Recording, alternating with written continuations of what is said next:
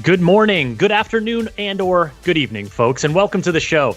It's a big day for Ubisoft here, and we are super excited you've joined us to see what we have to share. My name is Chris Waters. I'll be your host for this first little bit here as we play some Trackmania, get into the competition and creativity of Ubisoft's latest release. So before I introduce my competitors below, let's talk schedule.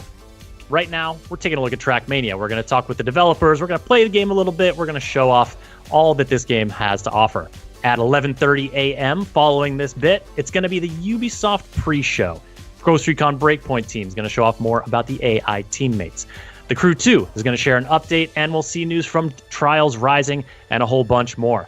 Once that's concluded, it's going to be time for the main event, Ubisoft Forward, at noon Pacific time, or when that timer reaches 0. That's the main showcase. We'll see Watch Dogs Legion. We'll see Assassin's Creed Valhalla and some new announcements as Ubisoft shows off the latest and greatest just for you. After that, it's going to be Assassin's Creed Valhalla. We're taking an in-depth look in the post-show, so be sure to stick around for it all. It's going to be a fun day. Now, if you see a code on screen pop up, go ahead and enter that into Uplay on your PC for a chance to win a free copy of Assassin's Creed Odyssey, Far Cry New Dawn, Trials Rising, or The Division 2. And without further ado, it's time to introduce the racers below. We're getting warmed up. Belinda Garcia, welcome to the show. Hey, Chris. Thanks for having me. Excited to have you here. A great time in this warm-up mode. Great time? I mean, I feel like were you slightly sideways? I mean, that's a good time. Yeah, it's a good time. It's always a good time. Fred Carmichael, I know that you are known to throw a flip or two. How's it been going out here for you? It's not going so good right now, but yeah, we're making it down very slowly. Very slowly. I'm sure Richard Sanford will be happy to hear the slowly part of that answer. Richard, what do you think? Hey, yeah, oh no, I'm super happy. Yeah, you all take as much time as you need. Take it nice and slow. I would love that. Taking the scenic route. Well, you know, this downhill route is definitely trickier than it looks. But fortunately, we're playing time attack here. This is the classic Trackmania mode for anyone who's familiar. You just get, we're on the track for about 3 minutes, and we get to run it as many times as we can, trying to set the best time and trying to top those leaderboards before it is through. Oh. It is dangerous, though. It is. Hills are unforgiving. I feel like bumpy today. I feel like it reaches a point where you just decide to throw the hammer down and yeah. At this point, control goes out the window. I'm just gonna try to careen down as fast as I can. Just kind of lift up your hands. Yeah, that's all I need. I don't care what way. I love how 3 of us have 21 seconds right now. I know, we're really close. Hopefully I can get a little bit of a smoother run. You know what they say. Slow is smooth and smooth is fast. Is that what they say? What do they say about going upside down? No big deal. Just got my fastest time. No big deal, though. What was it? 17 seconds. What? Oh my gosh. Oh, set the time to be here. It may have been luck, but yeah, it may have been luck. Yeah, it may. Oh man, now I'm feeling bad. You didn't talk to your car enough. Nah, you're right. Yeah, you know what? I should have meditated. Yeah. Got to commune with the vehicle as you were talking a big game about connecting on a spiritual level with your car. You know what? I heard that from some other drivers. It's best if you kind of really get to learn more about your car, but that doesn't seem to be working. Maybe 17 seconds. 17 seconds. Oh, you even improved your time a little bit, Rich. Belinda, you're nipping at my heels here. This is good competition. I like this, folks. I like this. I'm more tumbling down than driving down. Yeah, it's okay, I can keep it in control, but then I'm going a little too slow, and then I start going fast. Oh man, someone's definitely on the lid.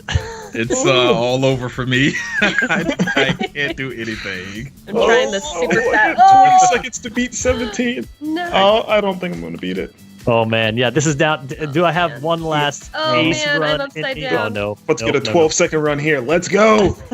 Me and Belinda are literally upside down at the same spot. I see you. Restarting the checkpoint still not nice. No, I don't know how you got 17 seconds, Fred. Oh, Fred takes the time attack. Nicely done. Nicely done.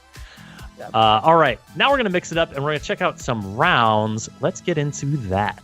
Now, rounds is where you race the same track. Everyone starts at the beginning at the same time and finishes. You don't get to, like, loop it. It's one run, and then you get points based on your placement. And then after a few rounds, I think we've got 3 per track here. Whoever's the point winner wins. Oh, gosh. No, you were zooming, dude. That's a tree. That's a tree. The trees are much more dangerous on this map. Oh, no! Oh, no, I lost. There we go. I like it. I like it. No, don't tree. No, okay, cool. Don't tree. Don't tree. Don't tree, please. But Linda, you were zooming though. I was zooming, but then the trees happened. I tried to cut through the dirt, and that didn't end well. The cut through the dirt, yeah. I feel like Trackmania, if you're going to take a shortcut, you better be airborne or something, right? Yeah. Otherwise, you're scrubbing speed off badly. That you have to have complete control. Ah, the wall, man. I mean, I'm consistently fast as long as the track is just going in a straight line. Yeah. Which works for me, dude. It's not really the Trackmania I vibe. cut through. That mantle is all yours, Fred.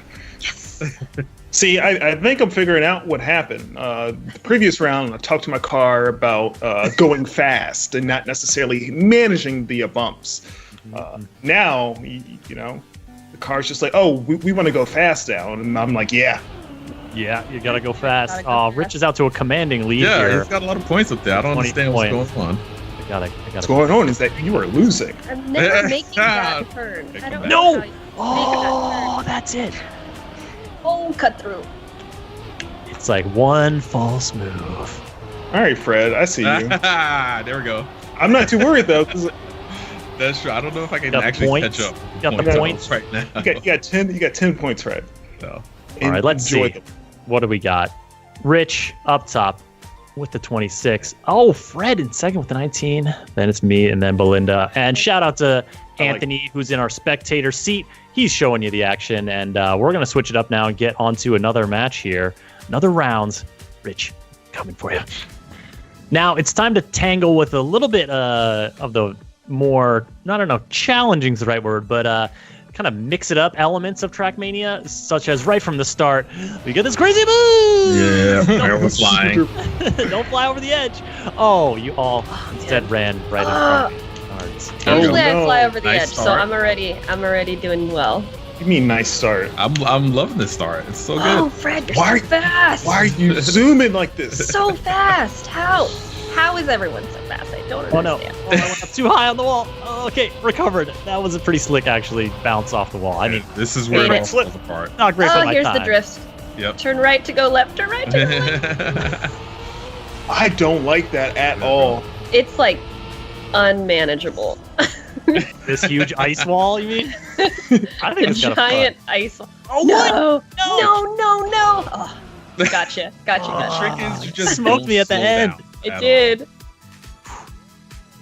Ooh, Fred Yeah, out Fred. to the early lead. Nice. Yeah, Fred, I'm gonna need you to hit one of those pillars. all. All right, I got you. Got you right. No problem. Happy to apply. Very considerate of you, Fred. All right, you can tell when I'm making not a great maneuver by when my voice.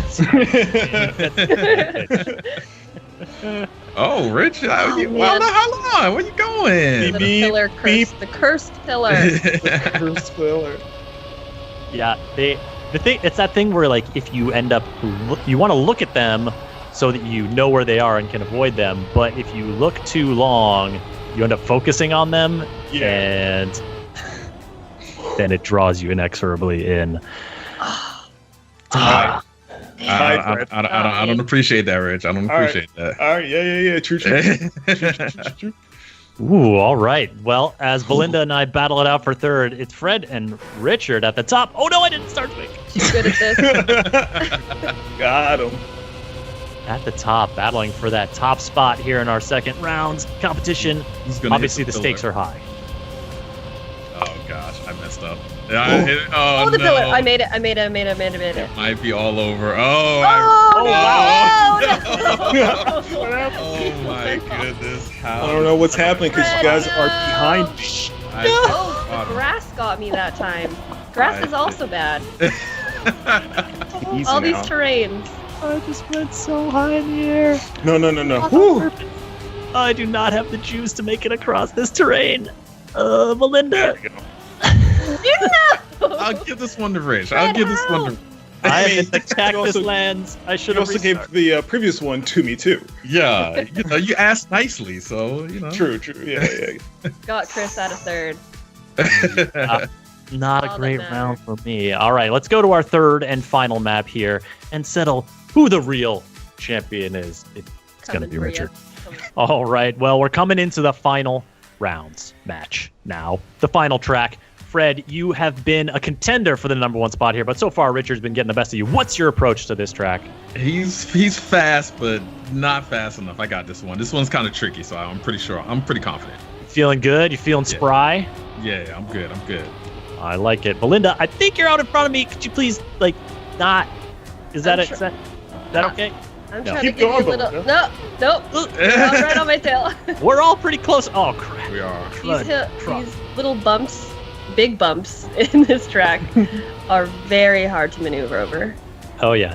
This raised, it's like, it's banked if you hit it from one direction, but then if you go over the hump, it's gonna be a little trouble. You just gotta gosh. believe. You just gotta Oh, believe. man. Keep it going. All right, Chris Gotta and get- Belinda, I'm gonna need you both to beat Fred, please. Nah. Oh, you're gonna recruit us. Yes. You're right. Now we're all just gonna teaming go up. flying off the track right at the beginning. Here. Wow. The I pressure's on. mean, his gamer tag is UB Rich. Is that a promise if we comply? Yes, it absolutely is. You Yes, will be rich. Absolutely. You will be rich. Be rich in satisfaction that Richard won, I guess. Yes. I'm gonna take a number one spot at least once during this Take diggity it, dang Chris. broadcast. I'm happy with 3. I like the Oh, bronze. man. Happy I'm with not bronze. Is up there. Yeah, I don't know how he's doing that.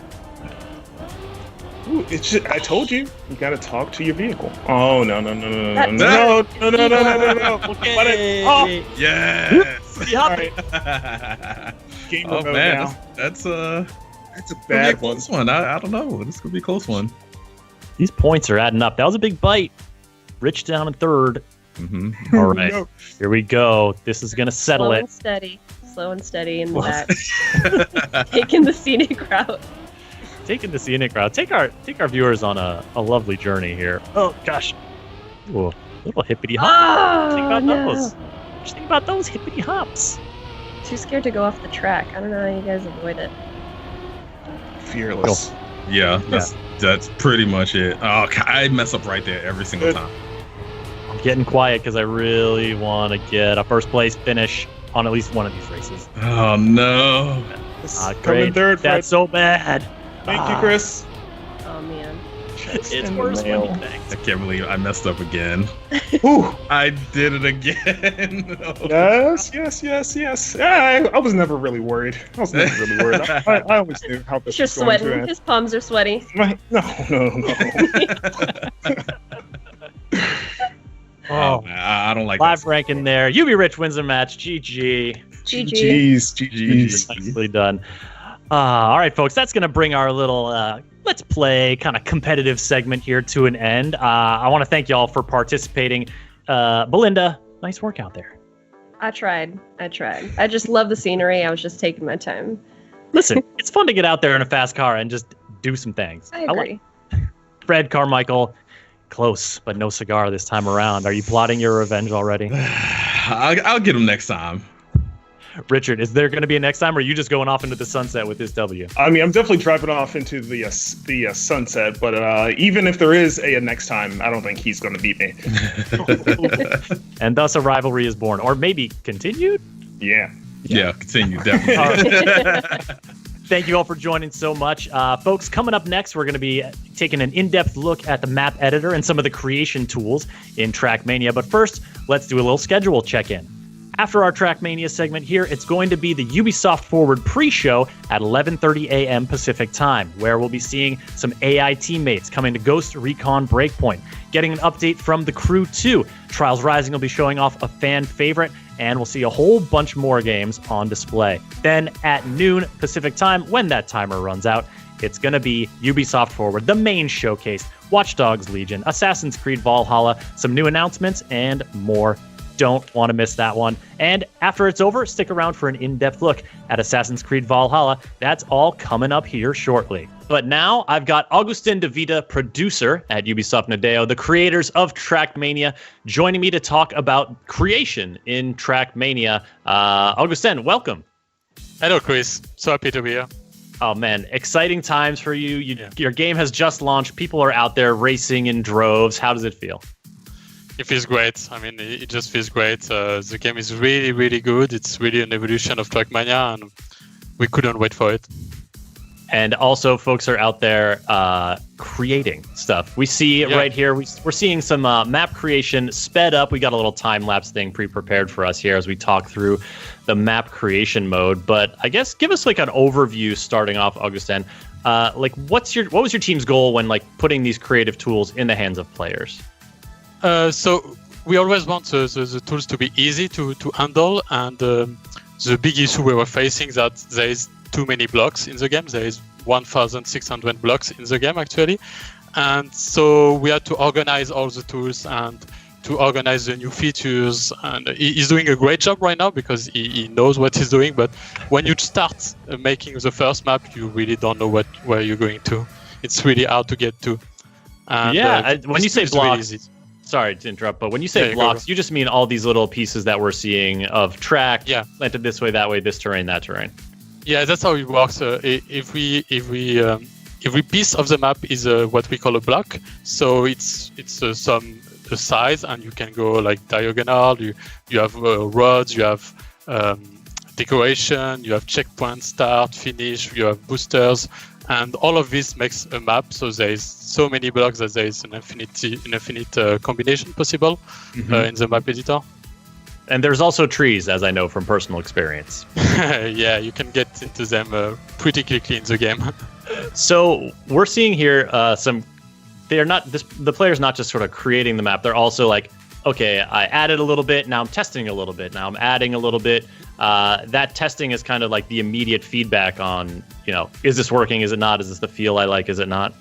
Yeah, you always have to test what you're doing just to see if the curve is right, if the speed is right. And we added some tools for that. So, for example, when you test and then you come back to the game, you have your ghost to see what was your speed at this time and to try to reproduce or to do better than him. So you can try every part of the game and get really good in really good map for the players. Interesting. Okay, so when you're starting out, obviously we're seeing someone with some map creation skills. But when players are starting out, are there some tools to help them out? Is it pretty? What do you recommend in terms of like, okay, when you're starting out, just try to make like a simple shape, or try to just put in a sick jump, and that's good. Yeah, well, in the free version of Trackmania, there is what we call a simple editor. So there is a simple editor and advanced editor.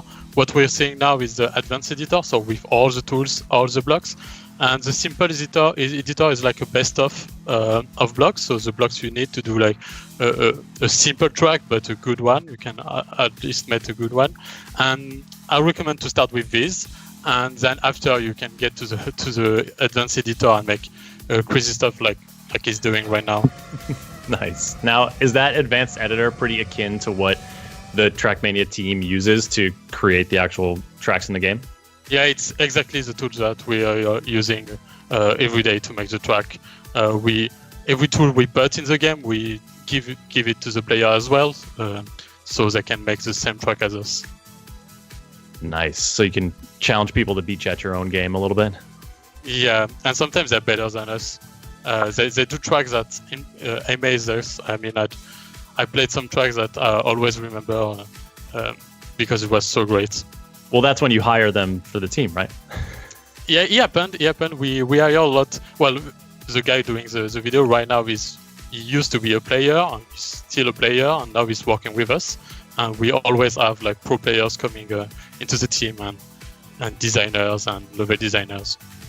That's very cool. So, I mean, we're talking here about the Trackmania community then. There are people out there going to be creating these tracks. If they're creating the tracks, they want people to race on them. How do they get folks in the seats, to race on their track? It's really simple with the next Trackmania, because now once you're done with your track, you can just put it out there on what we call a server review, a map review server, and they can, everybody can come up and test your tracks. They can rate your tracks, and when they rate it, they give it, for example, 5 stars. Afterwards, if your track is good for the players and we decide it's good, we're going to add it at what we call Track of the Day, which is like the front page of the game, and everyone is going to play it for sure. Every day there is a new track made by the players. Nice. And so there is also that server where can any player just kind of go in and be like, let me see what new creations people have today, and then rate them. So if that's your thing, if you're looking maybe for inspiration or just looking to try some wacky new tracks, that's a spot people can go. That's why I do. I always go to this server every day and try new maps, even if nobody is pushing a map right now. There is always maps pushed earlier in the day, so there is always tracks to test and new tracks to test. It's really great. Nice. And so if you get that. So you get your track in there, you get enough stars, get considered by the team, and you select them as a track of the day. Then people are racing it, and there's some incentives for people to get on that track as well, right? Yeah, every day there will be what we call a competition, a daily competition on this new track at 7 p.m. CST, and this competition rewards with what we call trophies, and those trophies gives you a rank in a global rank in Trackmania. So every day you have to come, if you want to come to compete on this track, and then you earn trophies and you get better in the game, and you can rank up in the global ranking of the game. Ah, nice. And speaking of competition, we are going to be seeing some of the top community racers take on this very track here in just a few moments, folks, in our next segment. Right now, we're talking with Augustin about creation in Trackmania. And so far, we've focused on the map editor, the track creator that we're seeing in kind of a time-lapse fast forward here. But there's also other creative outlets. I mean, you can customize, for example, the livery on your car. Yeah, what we call skin in Trackmania. So you can create any skin you want with what we call a skin painter, and you can share it really easily with the world within clubs. In just one click, you can find new skins that you like, and you can apply them or add them to your favorites. It's really changing game for Trackmania. It's never been it's so easy to change skin and discover new skins. What's your approach here, Augustin? Do you pick one you like and stick with it for months, or are you switching it up every other day, mixing it up? Yeah, I'm switching every day to a new skin. I just go to the list and see, oh, this one is nice, so let's apply it, and then I have my skin in the game. So every day I change skin. Excellent. Yeah, it's so fun to see what people come up with, and I imagine this is also something for you. These are the creation tools you use, your team use to create the tracks, the skins, etc. But to a certain extent, you give the tools to the players, they're going to come back and surprise you. Yeah, they're always surprising us with really great new invention. I mean, they can create mods as well, game mods, so they're going to create new things every day, and every day it's blowing us. And one of the things that I have really enjoyed, even when not playing Trackmania, is seeing some of the highlight reels people put together, because as we'll see a little bit later on, and as you folks who know Trackmania know very well, Trackmania tracks can get pretty wild, and the kind of precision, the excellent slick drift precision that people can display looks really cool, and you have some in-game tools to help people showcase that stuff. Yeah, on every track you can save your replay, and then you can use it to make your own videos. So this tool is as well as the tools that we're using to make trailers, and at the same time players can make their trailers. They can add up 1,000 cars on the same track to do a wave, what we call a 1K project, and it's really good to see what they can do with that, because they can change the light, they can change the skins, they can change the color, they can display text in the editor, and it's really, really great. Well, there we have our completed track. Don't forget to save your tracks when you're creating them, folks. And we'll be taking a look at this. There's an autosave. Excellent. Yeah. Augustin, you put a lot of people's hearts at ease just then.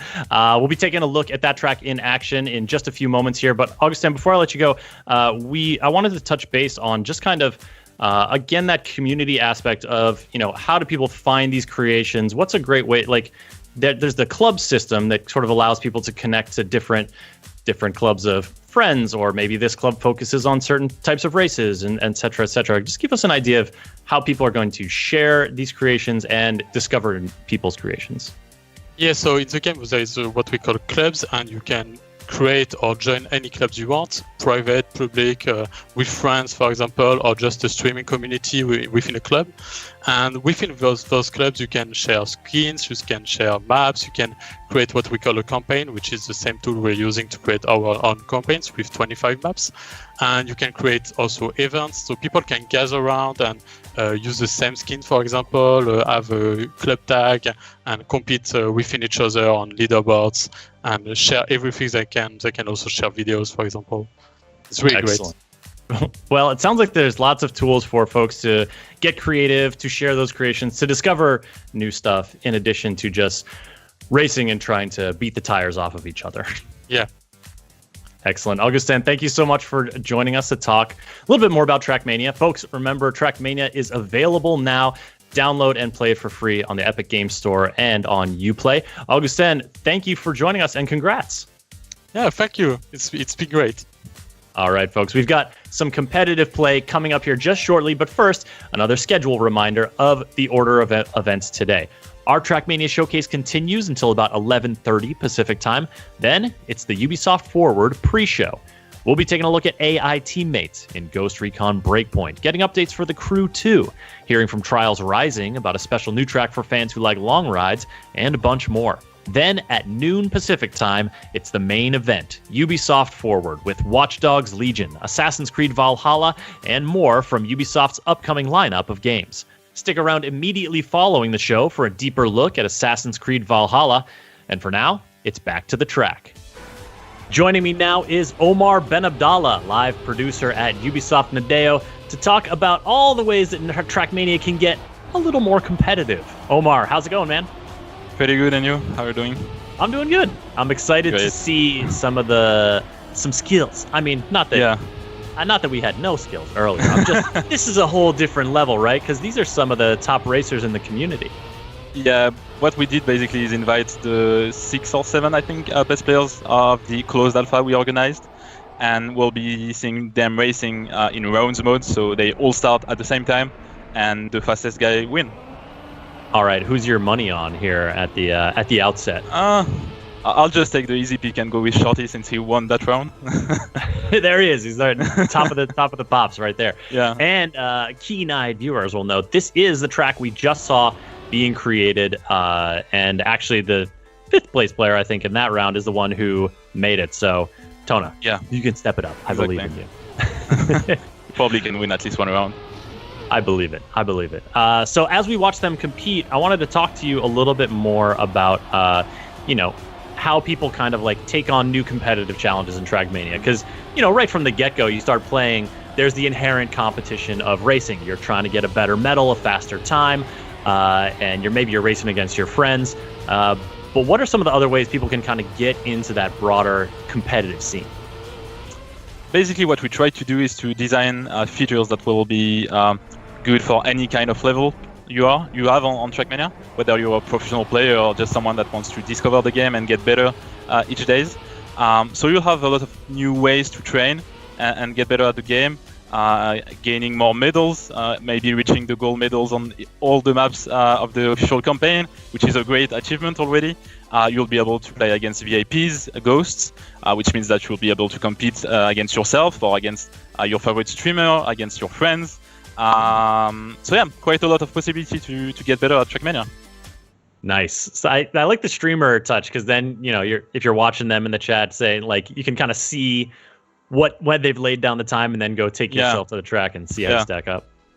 That's good. Like that's a feature we love at the studio, because you can compare yourself against someone you would love to play against and maybe beat him and be happy with that. Excellent. Shout out to Tona, who did take that second win on the track of his own creation. Nicely done. So we're on to a new track here, and see, that's the kind of move that when I'm flying really out over the over Oblivion. We all did. Like it took us some time to get used to those new way of driving. Yeah, and so these folks have played a little bit already, but in terms of what they're seeing, what competitive players are seeing in Trackmania, what's kind of some stuff that's going to be a little bit, oh my goodness, no way. That's scary. It's okay, that's only the warm-up. It's only the warm-up. Shot. Yeah. No wonder they're sending it. No wonder. Yeah. In terms of like, okay, so you've done your sort of like, you've done your solo competition. You want to like maybe compete with players on a broader scale, seek out folks who race around the same time as you. Like, what are some good ways to do that? Well, what we have currently on the game will be daily cups, which is something completely new for Trackmania, where you'll be able to compete against every player in the world which wants to participate every day at 7 p.m. European time, and basically you'll be able to see how good you are on the track of the day and compete against everyone in the world and see how good you are against each other. Then obviously you have the Nations League, which will happen each week, where you'll be able to represent your country and see which country is the best basically each week on the game. And then the Open Grand League, which is a great way to feel the pressure of the professional players, because you'll be playing on the same maps and the same format as the Grand League. So you'll be basically living the experience of a professional player by playing the Grand League. And maybe if you get good, maybe at some point you'll be joining the Grand League and play against the 16 best players in the world. Oh my goodness! Well, we see Grand League plastered all over this track here. That's the sort of highest level of Trackmania esport. It is basically what we have on the Grand League is the 16 best players in the world. You cannot have anyone better than them, and we just put them on a special format that we designed, where everything is possible until the end and the last second of the last track. So it's really great to see, and we're excited for the next season, which will start on September. Nice. So in September, more Grand League action coming your way. But there's a lot of competitive space in between the tippy tip top for you to get involved. And is that something that, in terms of like, I just booted up Trackmania, I've raced a little bit, is that going to be easy for players to find? What's the way to get into that? Yeah, you'll have an in-game menu which is called events, and basically you'll be able to check out the events you want to play maybe during the week, and it will be also easy for the people to create events through the clubs, where you'll basically be able to create an event in less than 2 minutes and decide which map you want to have, which kind of format. So we made everything easier for everyone on Trackmania. Nice. So that can even be just you creating the events to just play with your friends or your classmates or whatever else. Yeah. Nice. And so these clubs, this is kind of a way, like clubs are also a way that people can get into, finding people who, like to race at the same time again, or, are friends or are connected through different ways. And the clubs can be kind of any size, right? Yeah. You can have a club which is completely private and where you play only with your friends or your roommates, classmates, or you can just have a public club which is available and joinable by everyone, and just have fun with a lot of people doing a lot of events and organizing a lot of content. And maybe just a club that focuses on huge jumps like the one we just saw there. Like we see, only jumps maps and that will be quite great, I would say. Quite fun also. This is a pretty close match. Actually the top leader only has a few points ahead, so I like it. Thanks for recruiting these folks into the action here to give us a look at some real speedy, real tight turns. Yeah, you can see how good they are by their drifts and how well they know the maps, obviously, since they've been playing the alpha for I think a bit more than two or 3 months now. So they're getting used to the game and they're playing really good compared to what we do.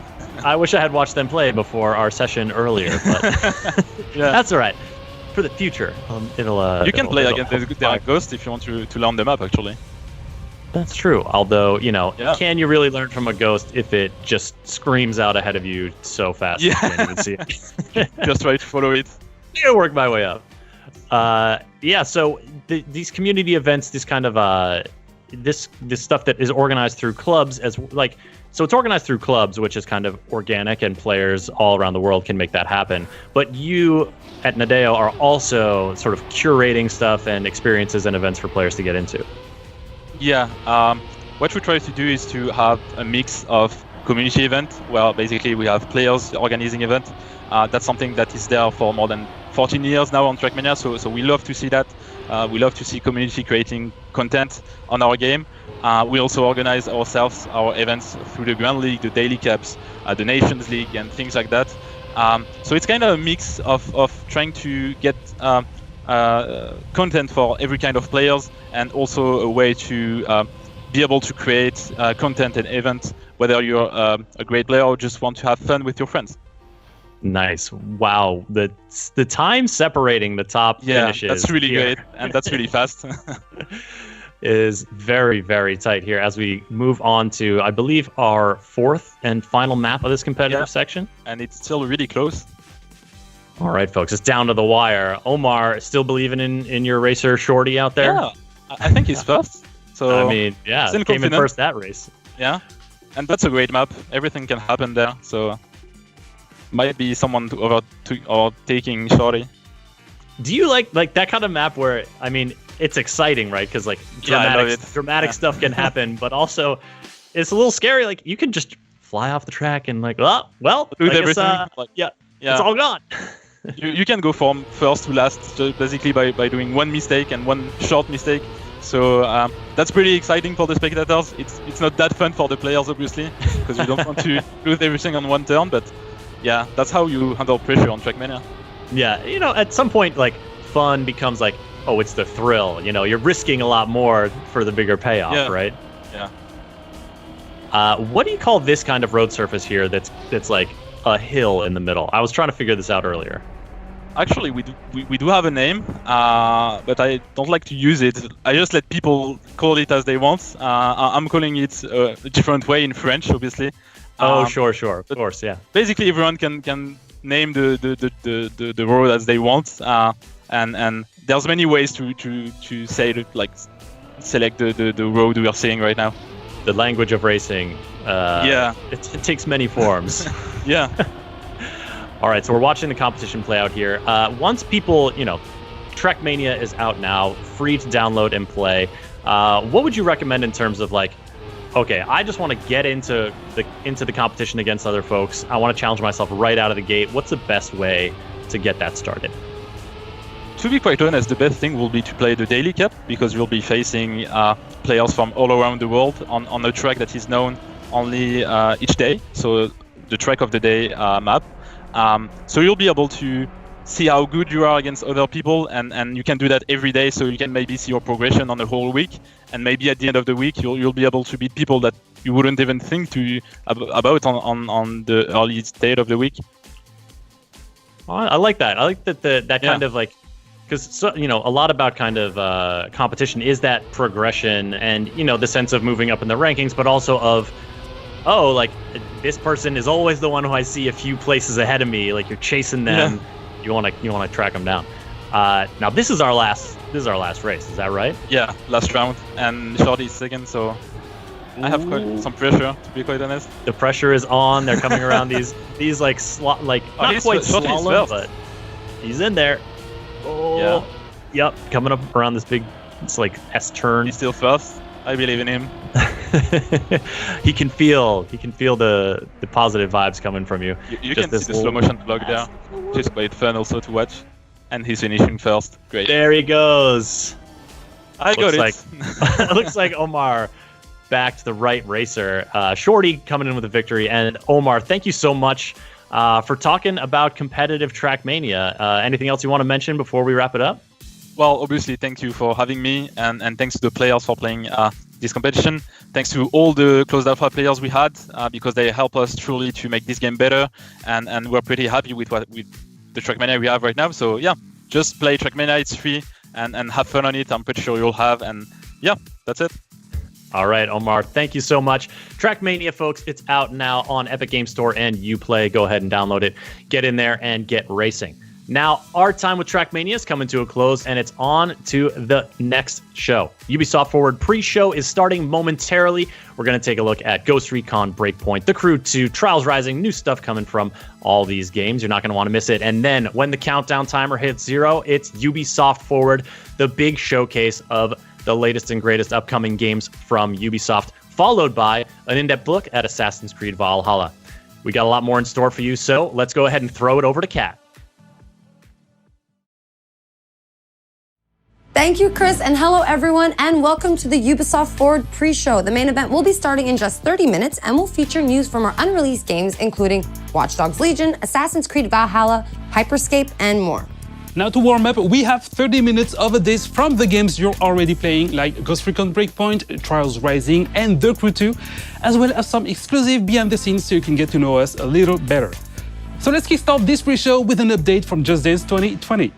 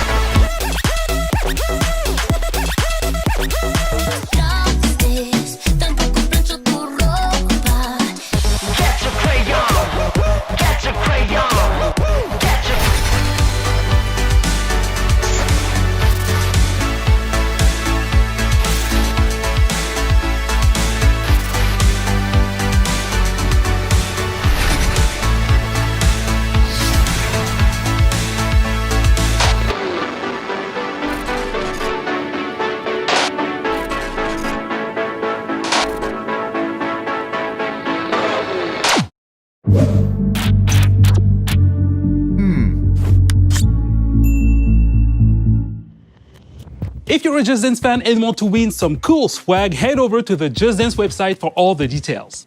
For our next segment, we have something a little different than what we usually do. A few years ago, Ubisoft created the Ubisoft Entrepreneurs Lab and the Open Innovation Accelerator. This allowed us to create partnerships and synergies with indie studios from across the industry. And since so many industry events were canceled this year, we wanted to showcase several indie projects and teams that Ubisoft has been collaborating with over the past few years. Our first indie showcase is developer Machine and Mensch, who is working on the Curious Expedition 2. Let's hear more from the team behind the game. Hi, my name is Masha and I'm a game designer at Machine Mensch. Machine Mensch is a small and diverse indie game studio with 8 wonderful employees based here in Berlin. Our connection with Ubisoft came through a program dedicated to create ever-growing relationships with independent developers, to talk about and share expertise and knowledge. We work together in mutual respect, which we much appreciated. We're working on the Curious Expedition 2, which is the sequel to our expedition simulation game. This time, the game is set in Paris in 1899, during the World Expo when the Eiffel Tower was built. But more importantly, you will be traveling to these mysterious islands, you will be interacting with unknown tribes, fight dangerous beasts, find many secrets. Thanks to our procedure technology, every time you play, it's a new world, new characters, and a new storyline that you shape with each of your interactions until it becomes really your own unique adventure.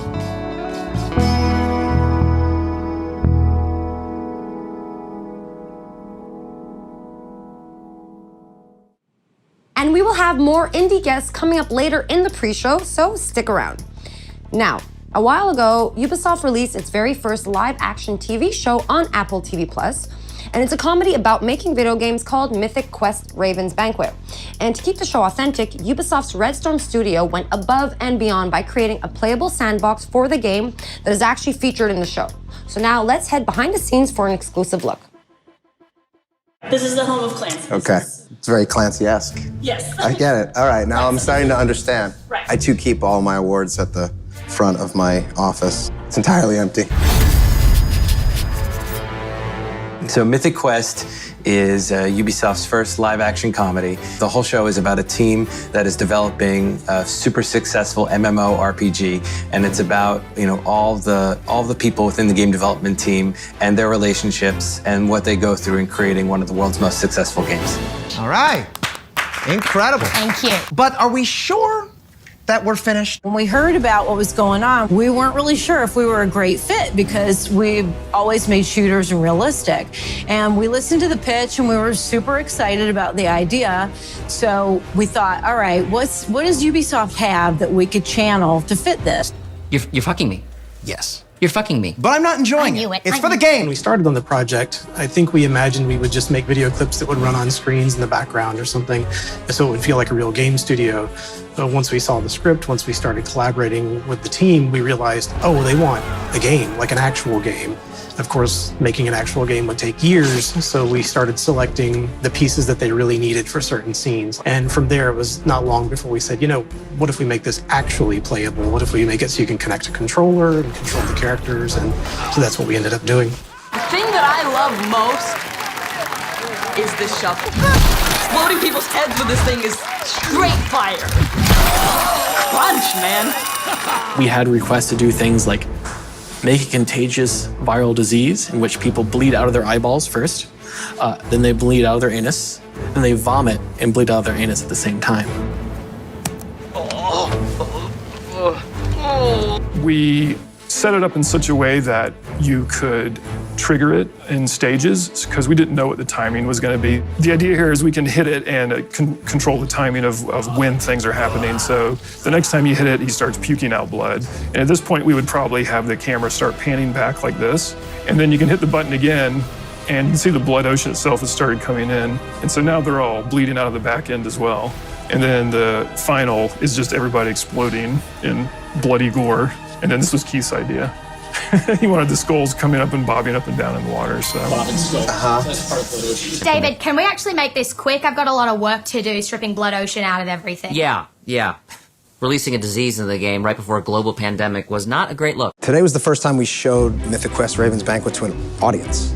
I've never seen it with more than 6 or 7 people in a room. And so I wanted to make sure that we gave them an opportunity to hopefully recognize that this is a giant love letter to them, to the industry itself. I was a little nervous, I gotta be honest. I thought it was gonna be a little cringy, but it was fantastic. I thought there was a lot of truth and in the humor. It's about time that we had a show about our industry. You could tell when the audience was laughing, when they really hit something that felt like the game industry. I think it's brilliant.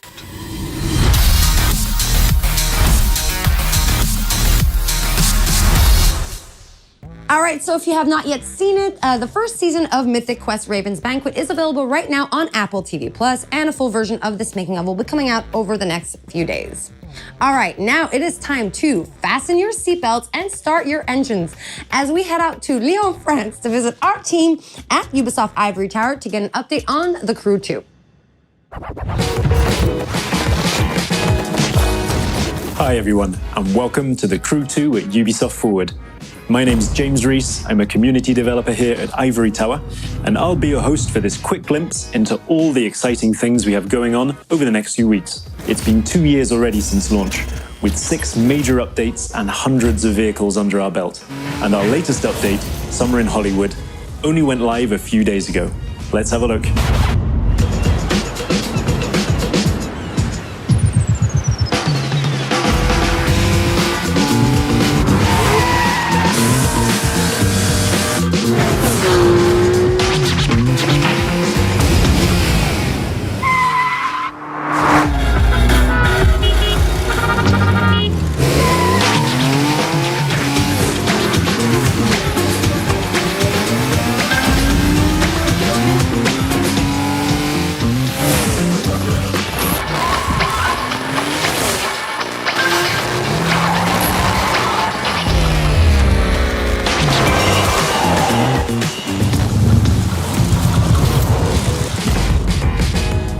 Wait for you to get your hands on what's coming. There have been a few speed bumps along the way, but over the past 2 years, you, the community, have made The Crew 2 a motorsports playground where all players are welcome and where anything is possible. So thank you to The Crew Social, Exchange, Discord, Reddit, and all of our players. We've got a little something for you in-game to show our appreciation. It's the 67 Volkswagen Beetle, so let's see what kind of Hollywood twist you can put on it. That's it from me. There'll be more news dropping over summer, so keep your eyes peeled, starting with this.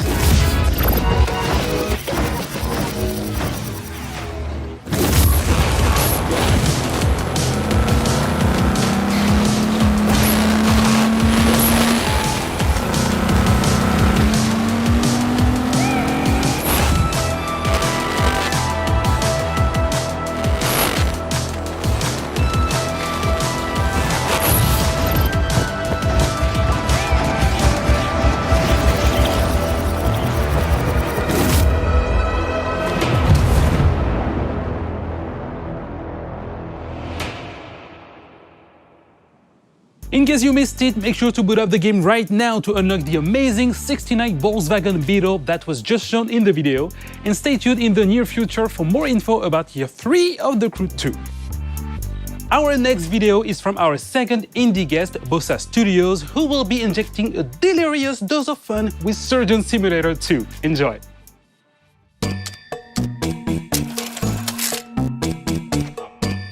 Hi, I'm Nate from Bossa Studios, and I'm a senior game designer on the upcoming Surgeon Simulator 2. So at Bossa, we're always keen to share game development knowledge, and Ubisoft has been a fantastic partner in this. They deliver lectures on procedural content development and player science. And in turn, we shared with them the ideation processes that we use to develop initial ideas into living, breathing games. Which brings me on to Surgeon Simulator 2. We've really doubled down on the physics-based pandemonium that the series is notorious for. And we've pretty much expanded on every other aspect of the game as well. So this time around, you're no longer just a floating hand confined to the operating table. You're actually a full first-person surgeon with an entire medical facility to explore. And in addition to the levels that you'll find in story mode, you'll now be able to create your own unique levels and experiences using Bossa Labs creation mode. So it's a really easy to use, intuitive set of tools that allows players to create either on their own or in online multiplayer with up to 3 friends. Everything players create can then be uploaded and shared with the community, and here surgery really is just the tip of the iceberg. During our closed alpha period, we've seen players create all sorts of amazing stuff, from bowling alleys to space stations, pirate ships to horror-themed escape rooms, and this is before the game is even released. So we absolutely cannot wait to see what players create when we launch the game this coming August.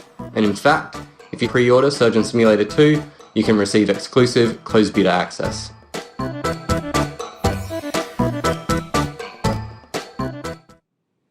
So for those of you who are just joining us, you are watching the pre-show, and Ubisoft Forward will start once the countdown on your screen reaches 0. And make sure you log into Uplay to unlock rewards as you watch the main event. But now, our next segment is about an Easter egg in The Division 2, so let's go behind the scenes with the devs from Ubisoft Massive Studio in Malmo, Sweden to find out more. Running through collapsed buildings, climbing over fallen debris, and encountering makeshift living spaces is common for players of The Division 2. Within its post-pandemic environment, many players have spotted something a bit more unusual, which has left them asking, what's up with all of these rubber ducks? So there's a thing in programming especially where you talk to a rubber duck, and it's a way to solve your problems. If you talk to a rubber duck and you just say things out loud, it helps. One of our artists decided to take this to another level, and he used the rubber duck scaled up to like a ginormous scale and put it in the level just to remind him to do something. And it sat there for a while, and the rest of us kind of really loved this giant rubber duck sitting there for so long. We decided to put a little memorials to it across the world. What started off as little memorials, and then we started adding stories to them. So there's one where these 2 ducks are sitting on a bench having a date together, and there's another one somewhere where he's sitting with an umbrella hiding from the rain. The idea of the ducks is similar to the rest of our storytelling, where we're trying to add some hope into the world.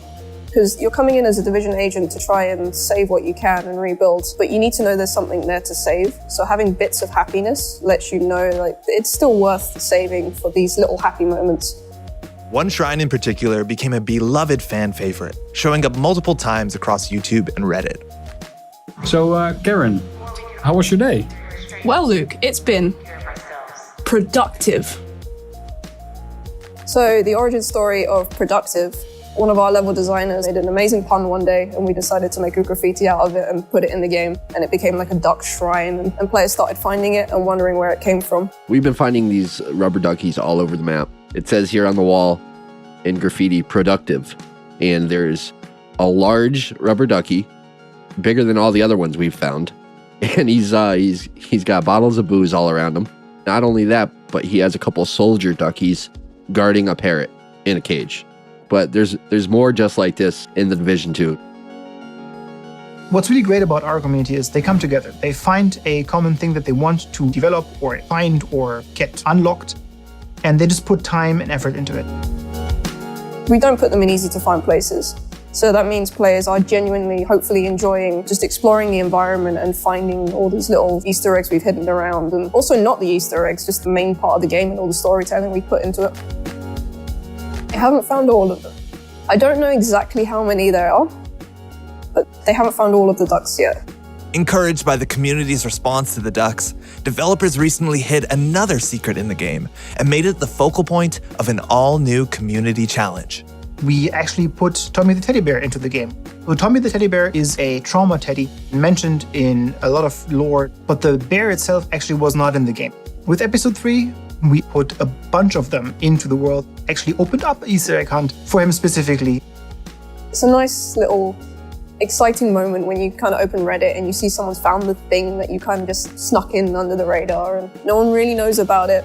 And some of the players are really clever. There's some hard Easter eggs that some of the level designers and gameplay designers have put in, and people have managed to solve it with no help whatsoever.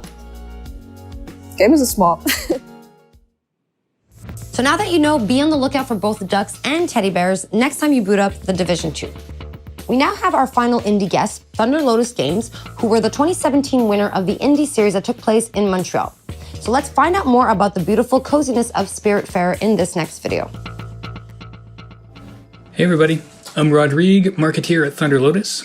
We're an indie studio based out of Montreal, Canada, and makers of the games Jotun, Sundered, and our new game Spiritfarer, which is due out later this year. For the past 6 years, we've tried to make AAA quality games with a hand-drawn indie heart. Hitting a quality standard consistently in game dev is a huge challenge. There's so much trial and error on the path, and during the Sundered production, we were lucky enough to have the Ubisoft Entrepreneurs program in our corner to help us reach our goals. As co-winners of the Ubisoft Indie Series in 2017, we received not only generous funding, but also crucial mentorship and access to the Ubisoft testing facilities. So we're grateful to Ubisoft for their support and helping us make what would become our biggest success to date. We've taken that experience with us onto what is our most ambitious production yet, and that's Spiritfarer, which we're calling a cozy management game about dying. In Spiritfarer, you play Stella, the newly appointed ferry master to the deceased. And as Stella, you're going to build a boat, you're going to explore the world in search of spirit passengers seeking passage to the afterlife. You're going to spend relaxing quality time with them, you're going to create lasting memories, but ultimately, you're going to have to learn how to say goodbye to your cherished friends. It's a game that's near and dear to our hearts and it's something really special. We can't wait to share it with the world later this year. So look for it soon on PC, on Xbox One, PS4, Nintendo Switch, and Xbox Game Pass. Thanks a lot, and cheers. It is time for an update on our favorite motorcycle platformer with the insanity, pain, and triumph we all know and we all love. Trials Rising came out last year, but I think the team from our Red Link studio in Helsinki has a little surprise coming to the game for the fans of the franchise. So let's take a look. Swear you'll be the death of me!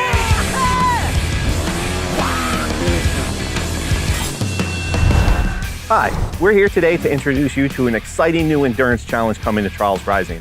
But to make sure that we respect social distancing guidelines, Auntie and I decided to...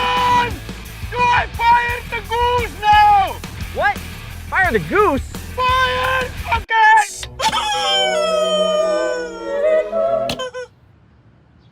Okay. Ladies and gentlemen, welcome back to the Gigatrack.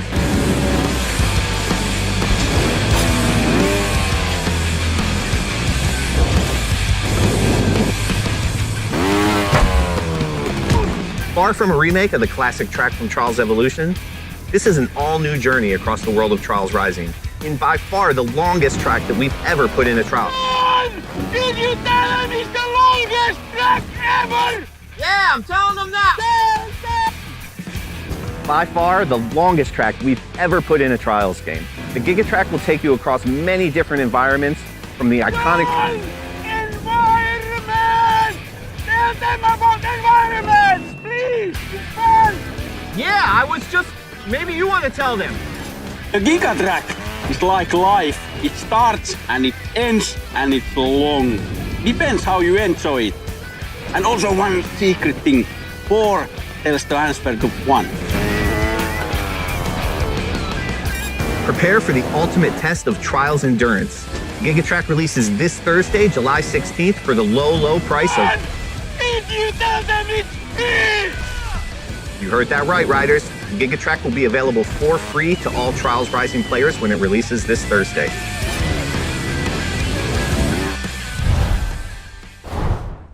You heard that right, the Giga Track is coming to the game and it will be the longest, most insane track in Trials history, and it will be free for all Trials Rising players. Now for our last game update, the Ghost Recon Breakpoint team is ready to share some details on their upcoming updates. AI teammates are coming to the game. Let's have a look at the trailer. The time has come. AI teammates are back in Ghost Recon Breakpoint. And for all solo players, they're gonna be a game changer. Available at any point after you have reached Erewhon for the first time, Fury, Fix-It, and Vasily can be activated or dismissed at will. And from the beginning, you will be able to fully customize them. This customization includes all of the physical attributes, as well as gear, equipment, or even full costumes. Your teammates can be tweaked just as much as your main character. Just like Nomad, your teammates will adapt and react to the world of Aroa and its environments, and they will always follow your own behavior. If you decide to go stealth, they will equip silencers and crouch, or go prone when possible. But if you decide to go loud and open fire, they will stick by your side. When deployed, you can issue different orders to your teammates through the order wheel. There are 4 different orders you can give to your teammates. You can tell them to regroup on your location, to hold their current position, to go to a specific location, and to open fire on nearby enemies. These orders can be given at any time, even through your binoculars and drone. Once they approach potential threats, the teammates will notify you and mark them automatically. Got a hostile. With a good look at your enemies, you will be able to set up a sync shot where each of your teammates picks a target. You can even link it to your 3 sync shot drones for a simultaneous 7-target takedown. The teammates have weapons equipped at all times, a versatile assault rifle to accommodate all situations, and a primary weapon that you will be able to fine-tune. Indeed, apart from mark upgrades and passive bonuses, the full gunsmith is accessible to your teammates, and their weapon of choice will have a direct effect on the battleground. Depending on the type of weapon they have equipped, the teammates will adapt their engagement distance and rate of fire, from close-distance shotgun wielding all the way to long-distance sniper shots. Of course, if you get taken down, your teammates' priority will be to try and rescue you. To achieve that, they will first focus their fire on the surrounding enemies before getting to you. And they will expect the same from you, especially as you will be able to carry them to safety if the situation requires it. Finally, the teammates will also be your best allies in any vehicle, especially on the road and during high-stake pursuits. The teammates will be available for all solo Ghost Recon Breakpoint players on July 15th, and we cannot wait to see your reactions. We'll see you on the battlefield, Ghosts.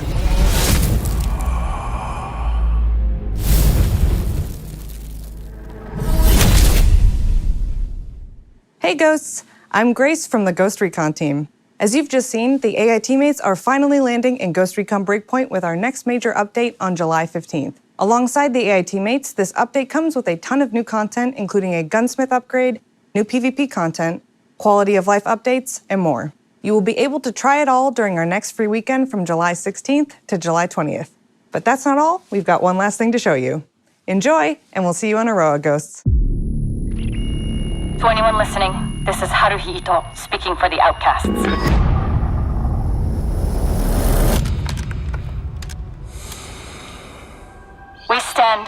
against Sentinel's illegal occupation of Aroa. We call on all of Aroa to join us. Separated, Sentinel wins. But united, we cannot be defeated.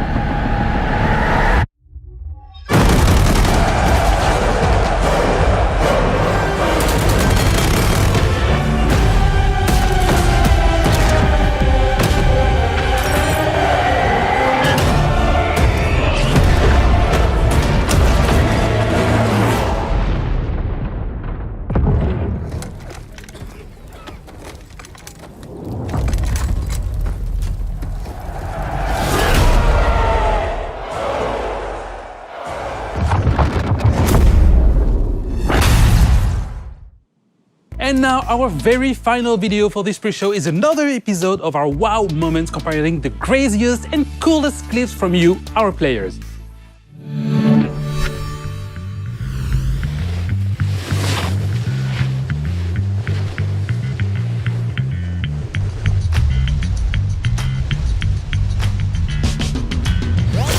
Anyone else want to try to do better than that?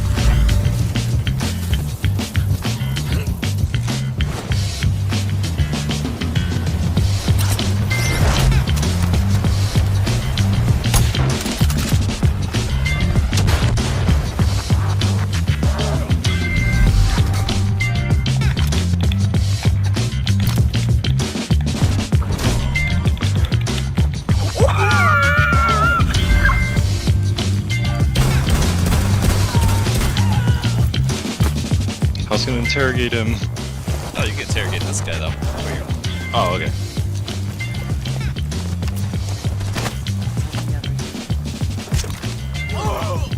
Last stop standing.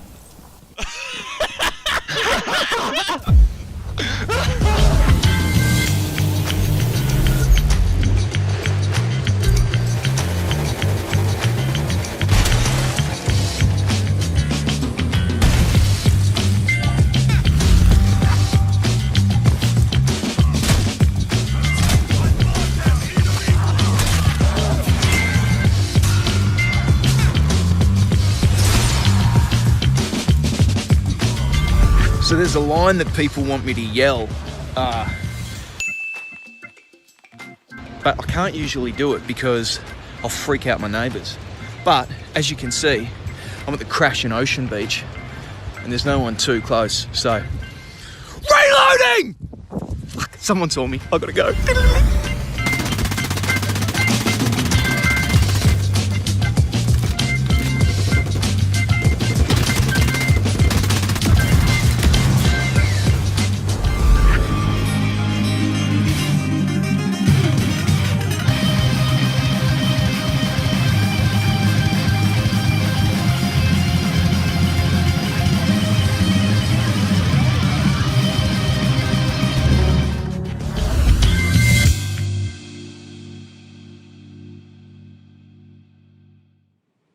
If you also have amazing gameplay segments you captured from our games, spread the joy and submit them on the link displayed on your screen right now.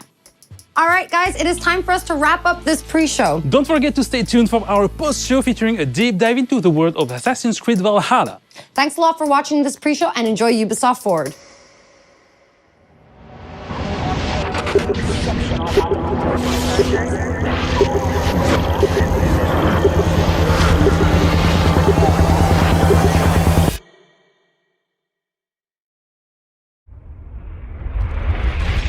This is Ubisoft Forward. This is Ubisoft Forward. Explore our worlds. Meet the devs.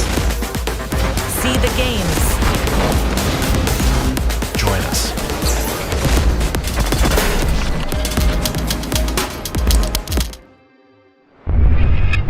Hi everyone, I'm Neelam Kumar and I'm very excited to be co-hosting the first Ubisoft Forward with the talented Yusuf Mageed. Today's show is all about getting up close and in-depth with all the exciting games we have in production here at Ubisoft. I'm Yusuf, but there's no time to waste. So let's head straight for the streets of futuristic London and see what the hackers of DedSec are getting into.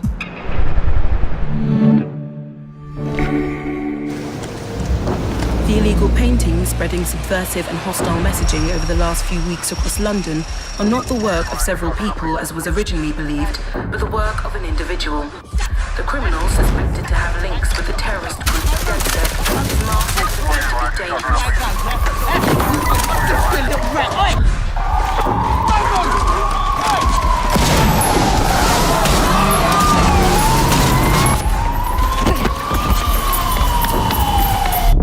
Authorities recommend not to approach the individual. First, they came for the foreigners, and I did not speak out because I was not a foreigner.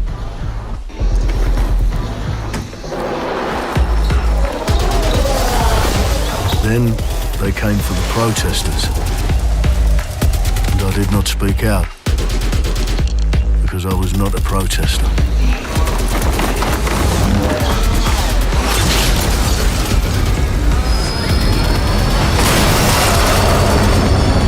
Then they came for the journalists, and I did not speak out because I was not a journalist.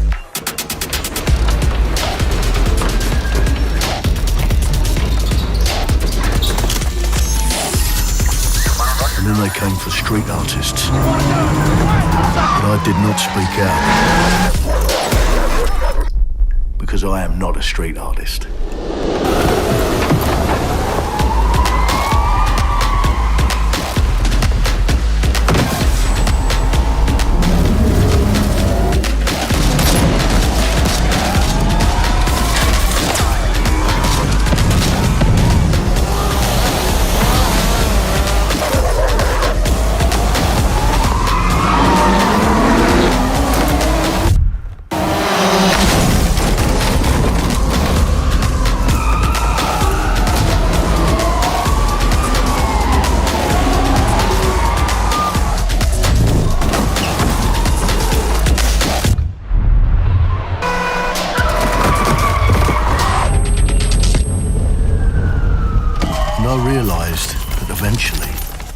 For me, and there would be no one left to speak for me.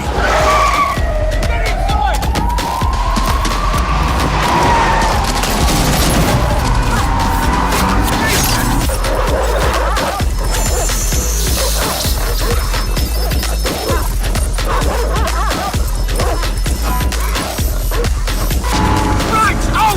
Nice! Where are we off to, sir? It's fine! I'll show you the way! Okay, sorry, miss. Jesus! All right, so we're in a total mess now, so let's get the hell out of here.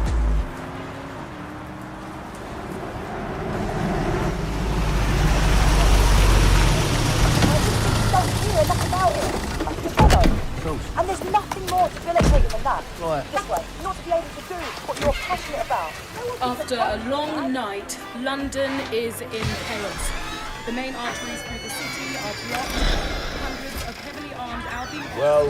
Well. Welcome to the Resistance. Here's a welcome gift for our new members. But the disappearance of the criminal... You could have told me it was a bloody costume party. Try it on.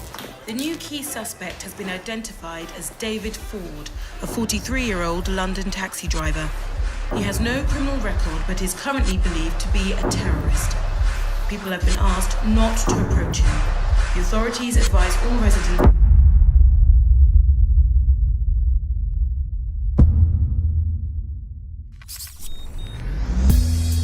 I'm Clint Hawking. Clint has been a longtime creative force here at Ubisoft, and now he's bringing this vision to Watch Dogs Legion. So yeah, what we just saw was an amazing short film by the director Alberto Mielgo that was inspired by Watch Dogs Legion and looks at the game and the universe and the characters through his incredible artistic vision and visual style. The city needs a resistance. Like the film, Watch Dogs Legion tells the story of ordinary heroes setting aside their differences in order to come together as a collective and to fight for a positive change. You can literally recruit and play anyone who you see in the open world. You profile people that are interesting to you, you help them with their problem, you play their origin mission. Just help me get some closure and I'll do whatever you want. Sounds like a DedSec problem. Leave it to us. And that's how you recruit them into your team. And then they become the heroes of the game and the stars of your story. And what are you doing in my flat? You with Albion? Please, think more underground. You with Albion? I'm tickled, but think more underground. What, DedSec? Yeah, right, and I'm Che Guevara. You done? And they make the story not only, unique to them, but unique to you as the player and personal to you because they're, heroes that you've chosen and invested in. What would I say to fans? I guess I'd say, take care of yourselves, stay safe. Welcome to the Resistance. Our London town. A modern metropolis. Built on history and prosperity. Only took 12,000 years to build it up, and one night to tear it all down.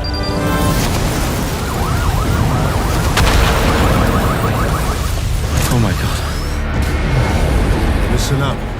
Get all your units to move in and lock down the city. With London under attack by a mysterious terrorist, the government turns to a private military company called Albion to keep everyone safe. What could possibly go wrong?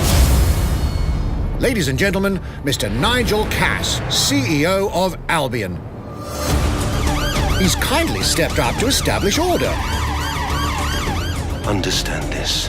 I will not allow anyone, not even myself, to jeopardize this. He will stop at nothing to permanently control the city. London will be the first city in the world to be made truly safe. Nigel's not the only opportunist who's taken a liking to this fair city. Meet Mary Kelly, head of the most powerful crime syndicate in London. Be sure and spread the word. She and her goons are using the dark web to sell everything from party pills to people. This microchip is scary, I know, but I got to keep tracks on my merchandise, don't I? You made me a slave. You do not want to ruffle her feathers. With the city out on its arse, it now falls on you to build a resistance and take back London. All right, everyone. Faces on, guns out. Any of the brave Londoners you see walking the streets can be recruited into your team. Like him, her, or even her.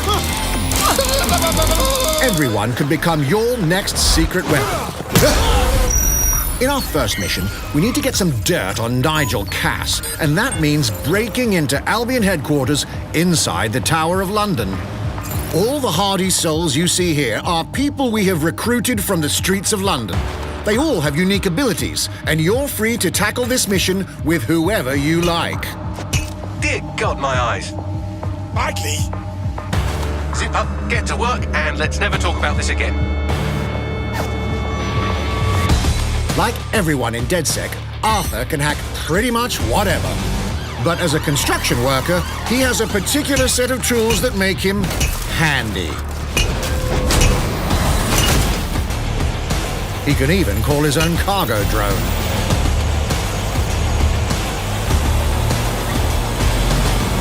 Perfect for gate crashing, when you're not invited. And who needs a regular old gun when you have a bloody nail gun? Come here, you side-eyed shithole.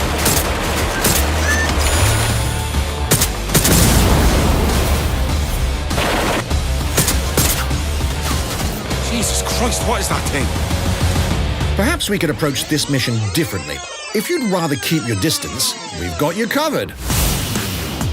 Amy is a drone expert. What have we here? A real tech connoisseur.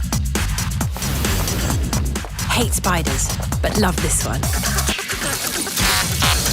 What an adorable creepy crawler. Here we are. Let's class the place up. A drone expert does have the unique ability to summon their own drone. This little darling is fast and stealthy. She aims, she fires, she hits. I'm reading incoming drones.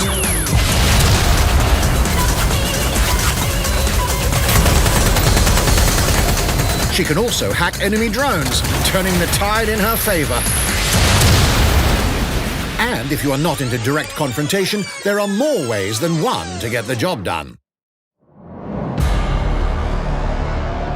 Recruiting an Albion officer like Brielle here might be challenging. but it'll get you inside restricted Albion areas.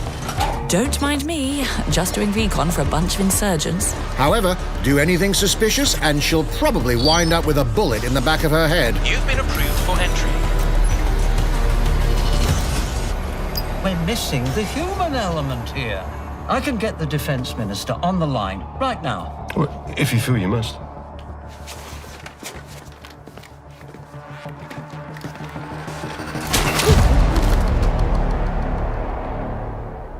Criminals running our streets, illegals threatening our families, the police commissioner himself, assassinated by terrorists. Well, that seems to be enough evidence.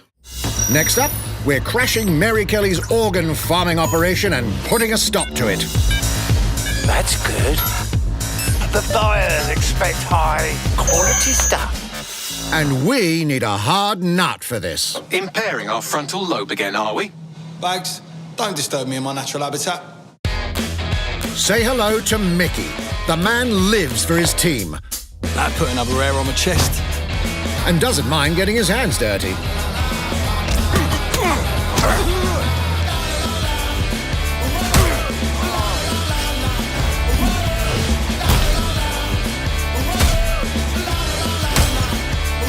He does have a slight drinking problem, though.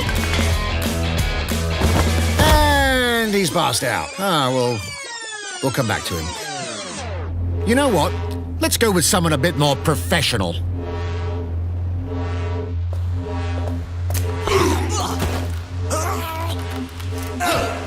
It's almost crass to call him a hitman.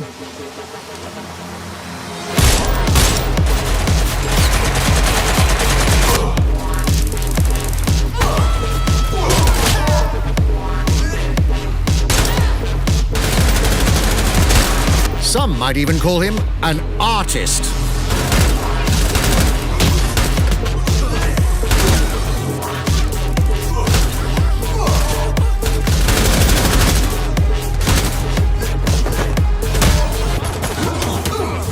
Here's the bastard responsible.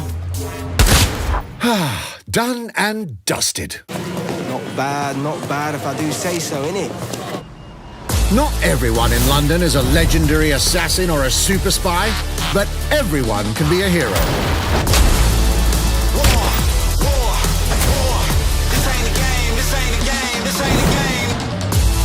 So get out there, find the best recruits, and build your resistance.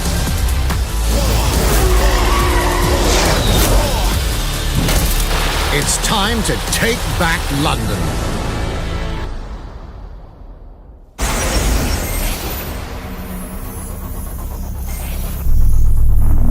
Plunging the player into a living, breathing city teeming with unique locales and characters has always been a central pillar of the Watch Dogs series. So what goes into building those worlds? Here's Amanda Munt to tell us more.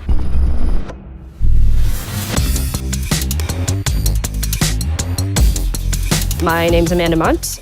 I'm a level artist on Watch Dogs Legion at Ubisoft Toronto.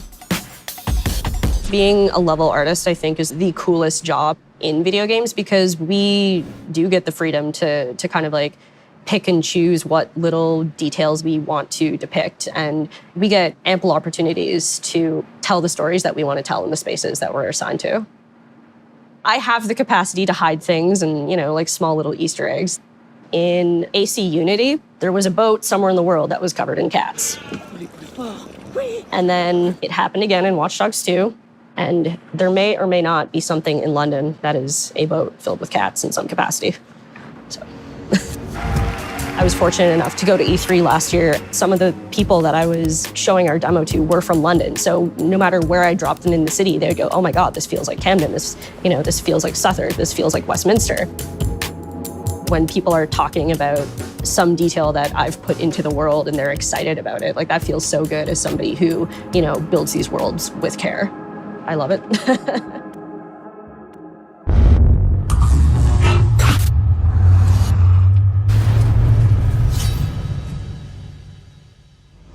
And now some news for Brawlhalla fans.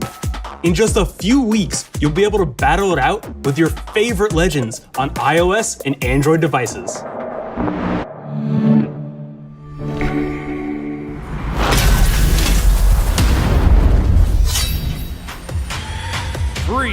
2, 1, brawl!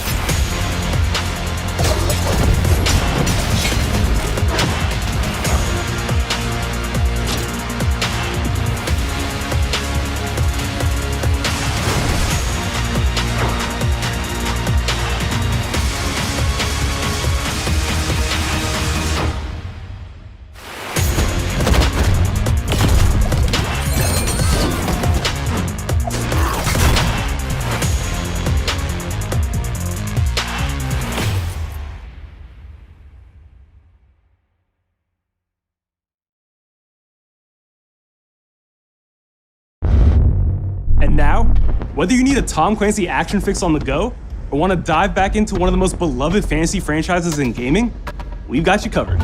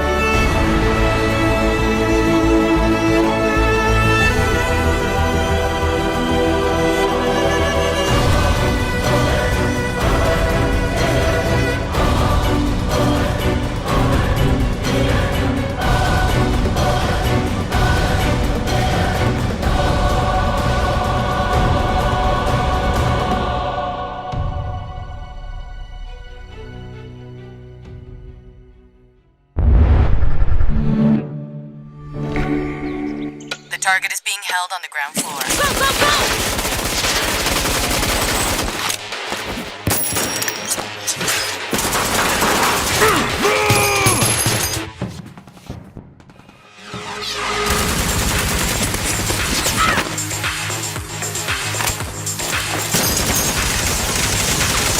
Contact! Second floor balcony!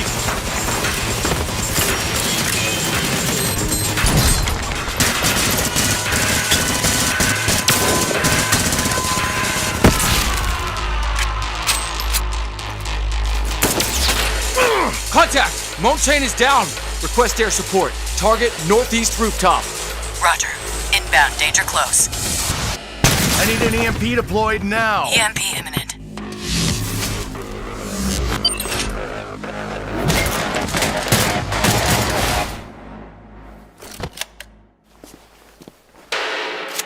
Get back in your cell!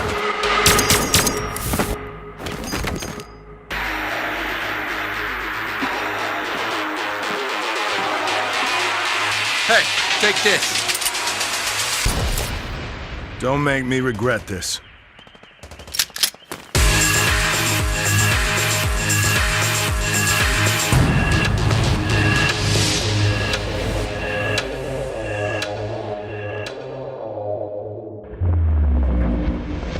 Speaking of Tom Clancy, it's been 5 years since Rainbow Six Siege first launched, and the community has never been stronger. In celebration of this milestone, Ubisoft Montreal has put together a special video to thank all of the amazing players and developers that have helped Siege become the game it is today.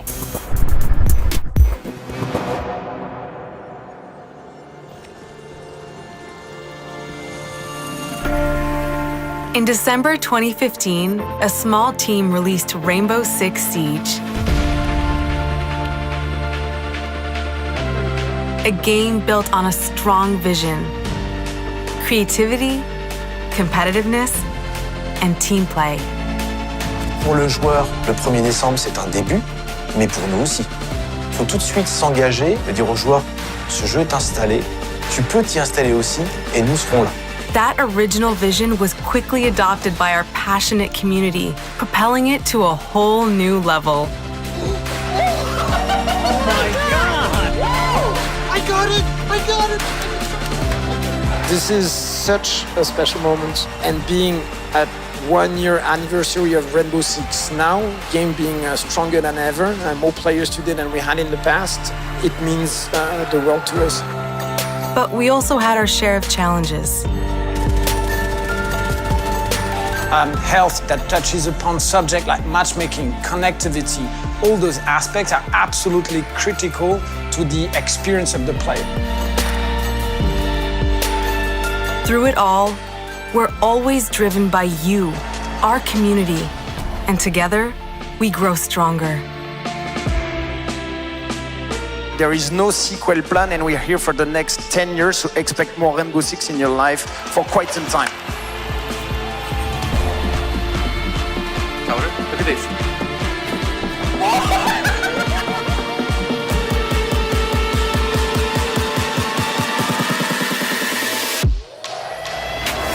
Tous les succès, c'est vraiment le résultat de autant de nous que de vous.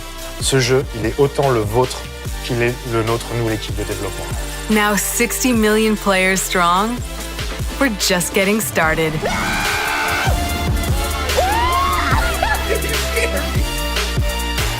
From the devs that build the game to the community that plays it, thank you.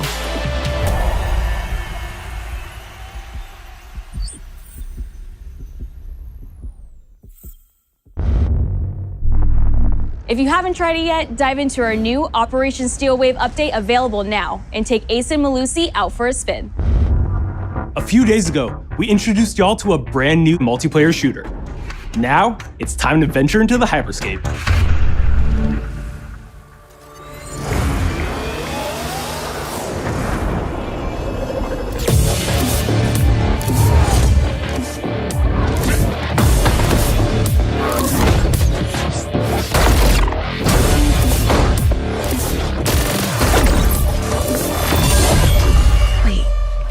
Was that?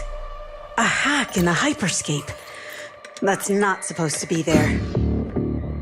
Let me get you all up to speed, okay? About 30 years ago, everything that we feared about our future started to come true. We made some good decisions. We made some bad decisions. Actually, we made a lot of bad decisions. So, here we are. 10 billion souls living in the crush of the megacities. But the people at Prisma changed everything.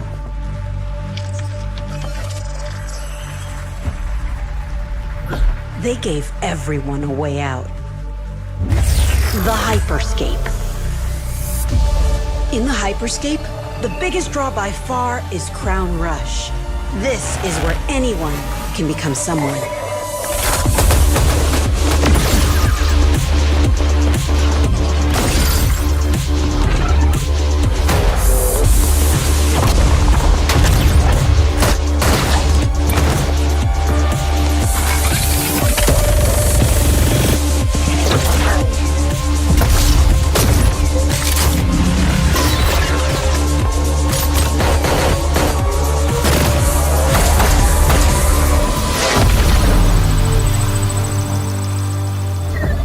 If you get good at Crown Rush, it can change your life.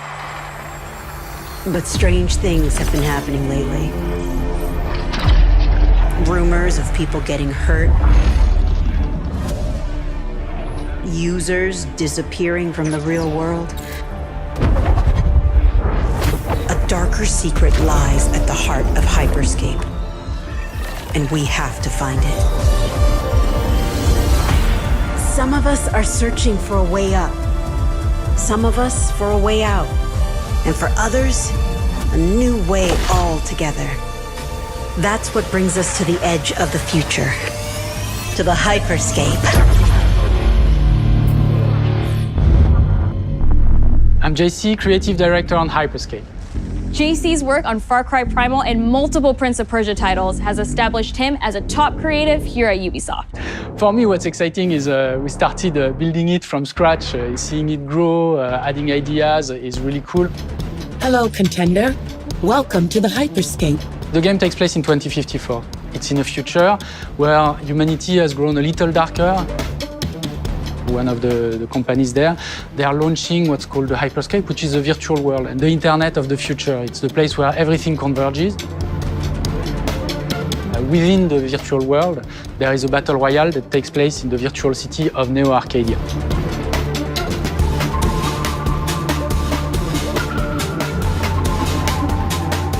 Then we also introduce a lot of new things. You get the opportunity to do parkour on the rooftops, to go into interiors where it's much more narrow, much more stressful. You get to go to the landmarks where there's more opportunities to get cool items, but also more players, so it's a risk-reward kind of deal.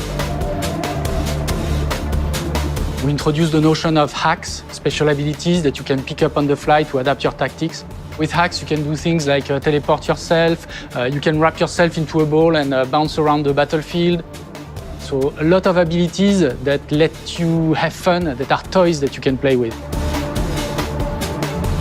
And finally, it's made as a spectacle, so all the viewers will be able to interact with the game on different levels through the Twitch extension.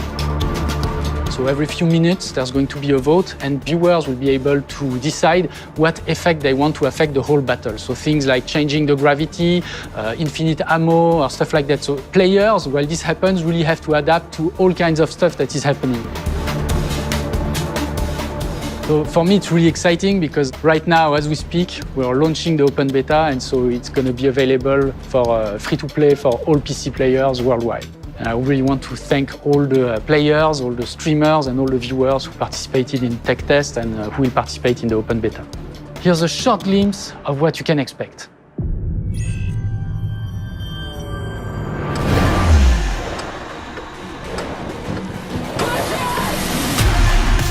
Watch and learn how it's done.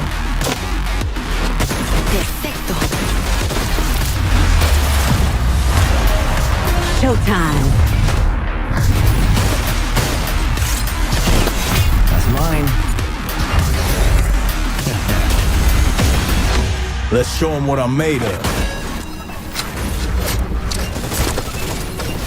Go time.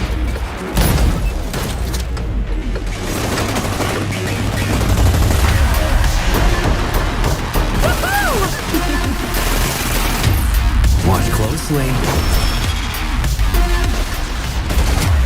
Here we go. この調子。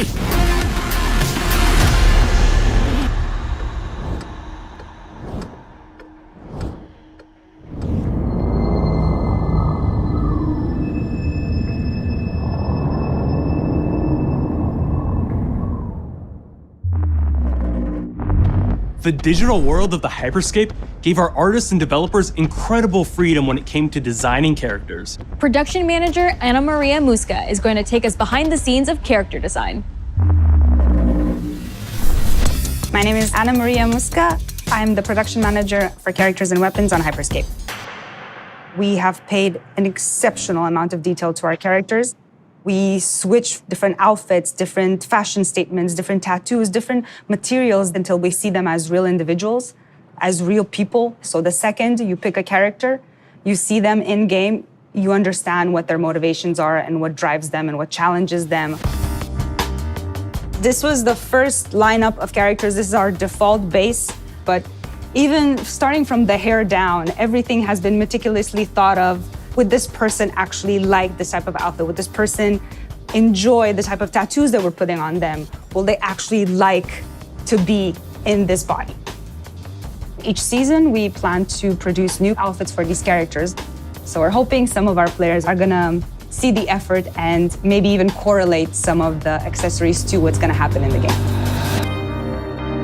We're very excited to see it in people's hands. As we move into the next generation of gaming, Ubisoft has been working closely with console makers to take advantage of all the extraordinary capabilities these new consoles will offer.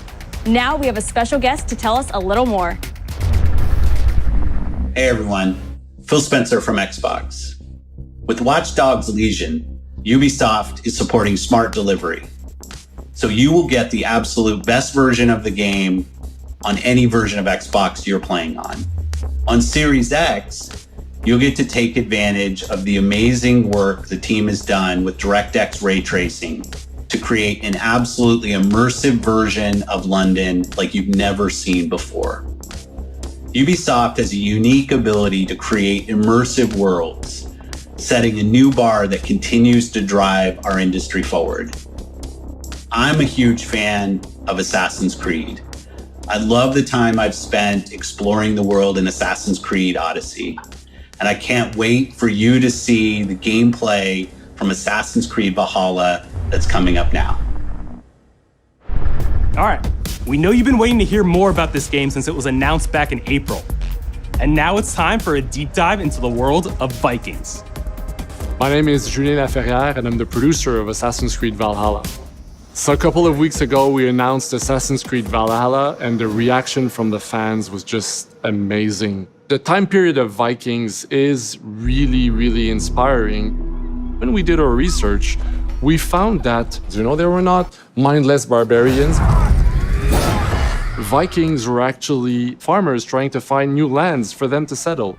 And so they had really human motivations.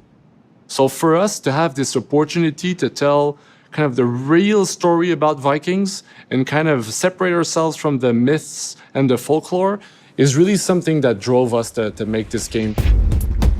The team went to Norway and England to take the same roads that the Vikings did, to really experience what it meant to be a Viking at that time. And then leaving Norway, which is barren but majestic, and just coming by boat in England and see those rolling green hills full of sheep, full of life, is just this moment that most likely the Vikings felt as well. You need to see this land of opportunity. And this is exactly the feeling we want players to experience in this game.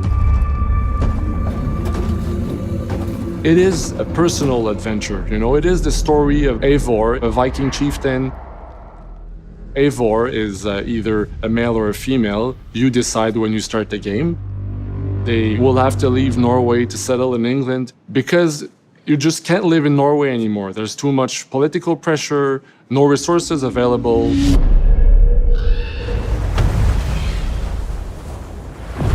Obviously, in England, it's full of Anglo-Saxons and other people, and they don't really want you there. So you will have to fight your way there to kind of build your own settlement and see your clan prosper.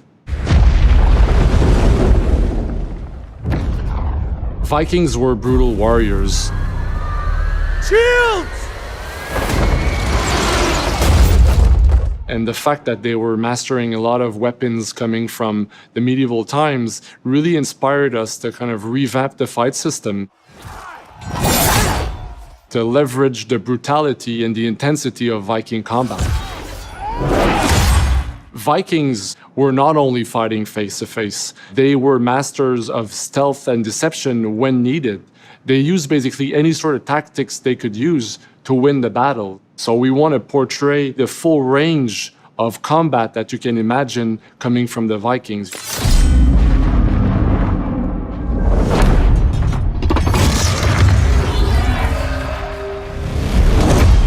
We are very happy to finally be able to show you the game we've all been working on.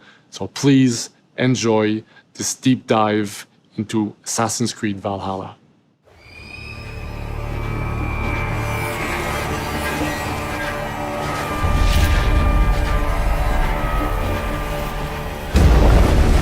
In Assassin's Creed Valhalla, you will relive the epic saga of the Viking invasion of England. You play as Eivor, a Viking from Norway, who will lead his or her battle-hardened warriors across the North Sea to the British Isles. Eivor is driven by an ambitious goal, to build a thriving Norse settlement in a hostile land. For the good of our clan, it is time we go a Viking. Today we raid, that tomorrow we may build. England is a dark age tangle of broken kingdoms and warring dynasties, a land of opportunity and riches. As you prowl England's rivers by longship, you may raid locations you spot from the shoreline. Ground your ship and blow your horn to lead your raiding crew into battle.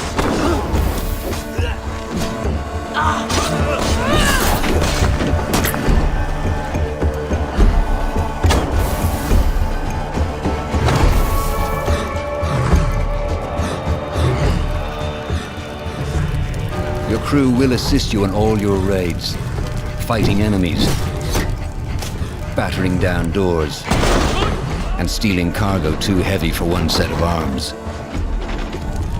Whatever riches and resources you pillage may be used to develop your settlement, giving you access to useful services, better tools, and new settlers. At the heart of your settlement is the Alliance map. It will serve as a record of the allies you have made, and a guide for future opportunities. The Viking Age was a time of warriors and legends. In Valhalla, you will find the largest variety of enemies ever assembled in an Assassin's Creed game. Every archetype offers a unique challenge. Some will coordinate with their allies for special attacks, while others will use nearby objects to their advantage, including the bodies of fallen warriors. To face these attacks, you must find and exploit your opponent's weaknesses to gain the upper hand. Take the fight to your foes with a host of brutal new combat abilities. Snare them with a Viking harpoon. Pummel them with throwing axes. Incapacitate them with the new stun system to keep them at a distance, or finish them off. Dual wield any two weapons you wish to unleash a deadly combination of attacks. Customize your fighting style as you see fit, and become a legendary Viking warrior.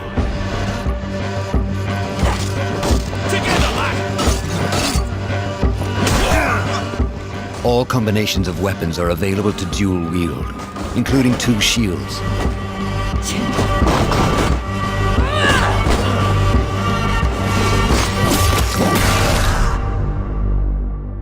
Not all situations call for violence. In this new land, a Viking must find a way to adapt. As Eivor is not welcome in England, you may need to outsmart your enemies, avoiding unwanted attention in towns and bustling cities. Use Eivor's hood and cloak to blend with crowds, and slip past watchful eyes, an unseen hunter among the people.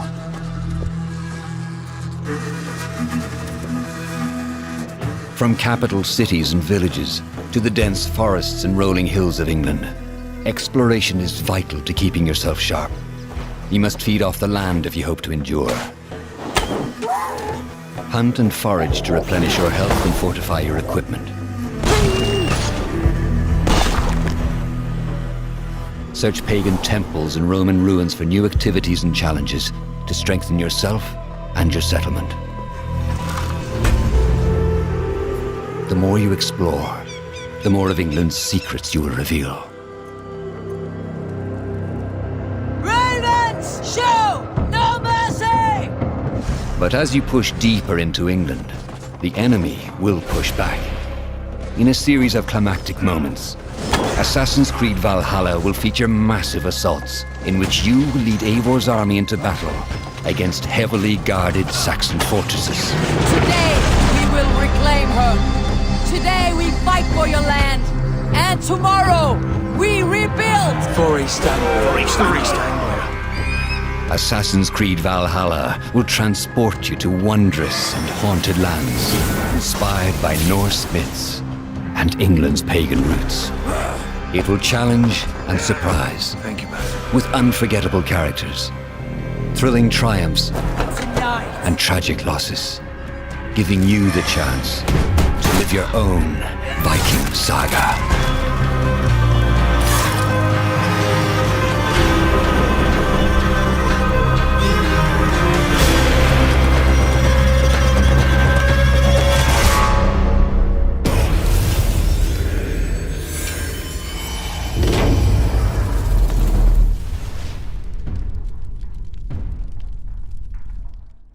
Ninth century England is truly unlike anything the franchise has seen before.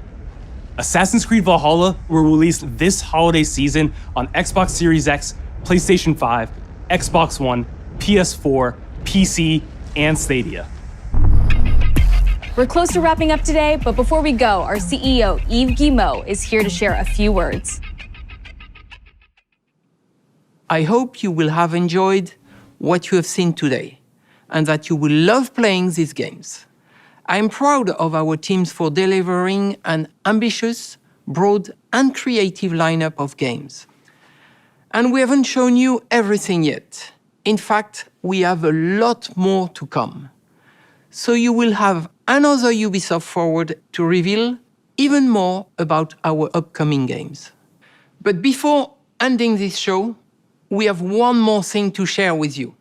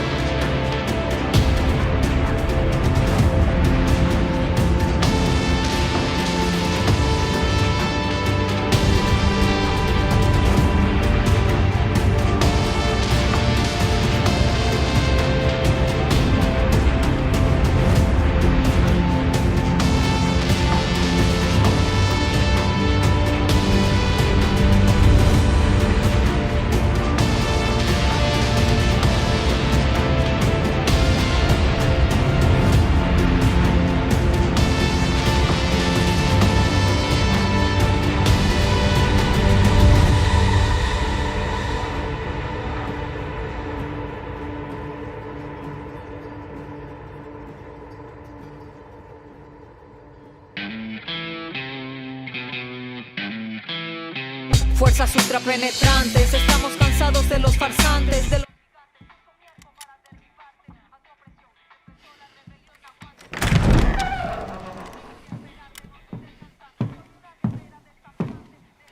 It's beautiful, Migo. Perfect, but useless. I have something for you, Diego. Give me your hands. Papa. Now, the grenade is simple. It has 4 basic parts. The shell, which contains the explosive, the fuse, the handle, and of course, the pin. What are you doing? Breathe, Diego. Breathe. The pin simply holds the handle in place. It is only when you let go that this grenade goes boom.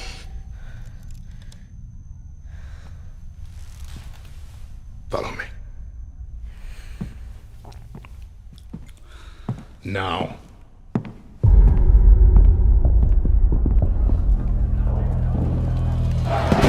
I am El Presidente, which means that someday you will be El Presidente.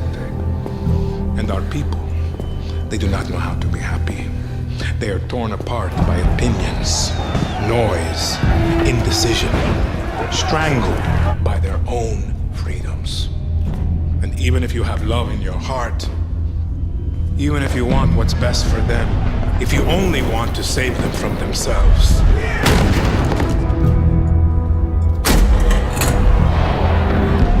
they will hate you, Diego. Everything you say, do, believe, will be wrong.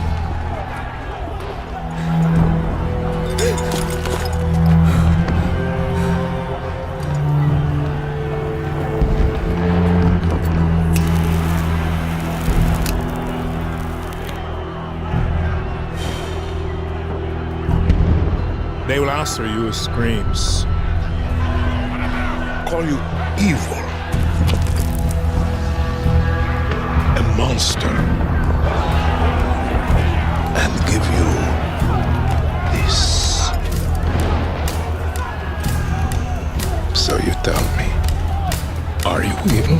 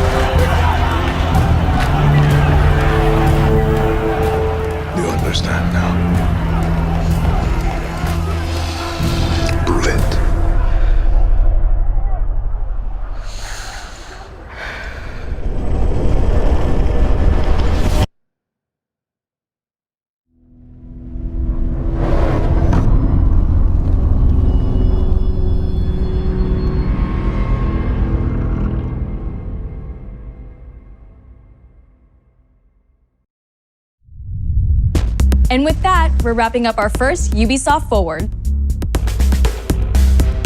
Today, we've seen the next generation of Assassin's Creed, the birth of a resistance in Watch Dogs Legion, the cyber chaos of Hyperscape, and the epic reveal of Far Cry's newest installment, along with so much more.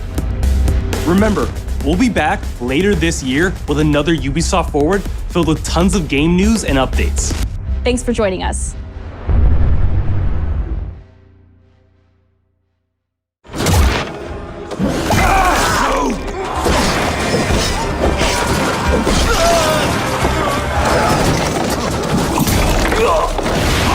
Hey everyone, welcome to the Ubisoft Forward post show. My name is Yusuf Magid, and this is Assassin's Creed Valhalla. We're going to take a deep dive into about 30 minutes of gameplay, and we're joined by a very special guest here. Hey everyone, this is Philippe Bergeron, otherwise known as Fizz. I am the quest director on Assassin's Creed Valhalla. So Fizz, we're setting up here for what looks like an epic encounter. Tell us exactly what's going on here. Yeah, so here we're midway through the quest that we're showing for UB Forward. Here we're looking at the assault of Burg Castle. So these are big moments that usually sort of culminate at the end of the story. And so here Eivor, our Viking raider, is taking a group of raiders and Fyrds into Burg Castle to go and take down Rued and his clan. So who exactly is Rued, and why does Eivor sort of want to pick a fight with him? Basically, Rued comes into play about halfway through this story arc, where at the beginning of the arc, this is something that happens before, Rued basically caused a lot of turmoil within the territory, and Oswald, who's the sort of elderman to inherit this territory, needs your help to take him down. Oswald having just been defeated in a previous quest, and so here this is revenge, but also accomplishing your ultimate goal. So Fizz, as you're talking, we're seeing some of the combat of Valhalla. Can you tell us a little bit about the changes to combat this time around? We wanted to basically add a lot of new mechanics to it. So we added like some dual wielding for the player, like a stun system in there. And we really needed to do this to sort of portray that sort of the brutality that comes with being a Viking in this day and age. So it sort of fits into that, the time and the character.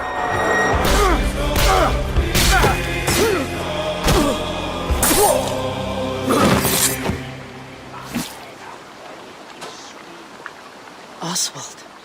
He lives. Oswald lives! Eivor, is that you? Shut your ass, twig spine. Here, Eivor has taken her entire army through the assault, and finally it's revealed that our Elderman, our ally, Oswald, is still alive, and Rued has him captive. So this is what it comes to, Wolfkist?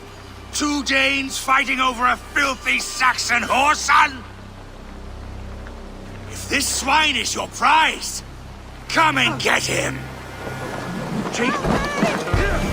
So now that we've seen that Oswald is alive, we have Rued within our sights. What's the next step here? So the next move for Eivor is to finally face off against Rued. She has her allies, they can take care of the rest of the army. Now it's time to go one-on-one against Rued in one of our boss battles, actually. Your battle is not yet won, Oswald. And it's worth pointing out, actually, that here what we're showing is the player going and facing off against Rued aggressively, but we tend to always have to support a 360-degree approach in these things. So the player could have approached this a little bit more stealthily and gotten at least like a good critical hit on either Rued or his wolf, and so you can play this a little bit more strategically if that's your playstyle. So we're not only fighting Rued here, but also his pet wolf, right? Here, one of my preferred strategies is to eliminate the wolf first, just focus fire on him. It takes at least one opponent out of the combat. Now, Rued will have extra abilities that come into play if you do eliminate his wolf, but I think having one opponent less in the battlefield makes for a good strategy in the whole.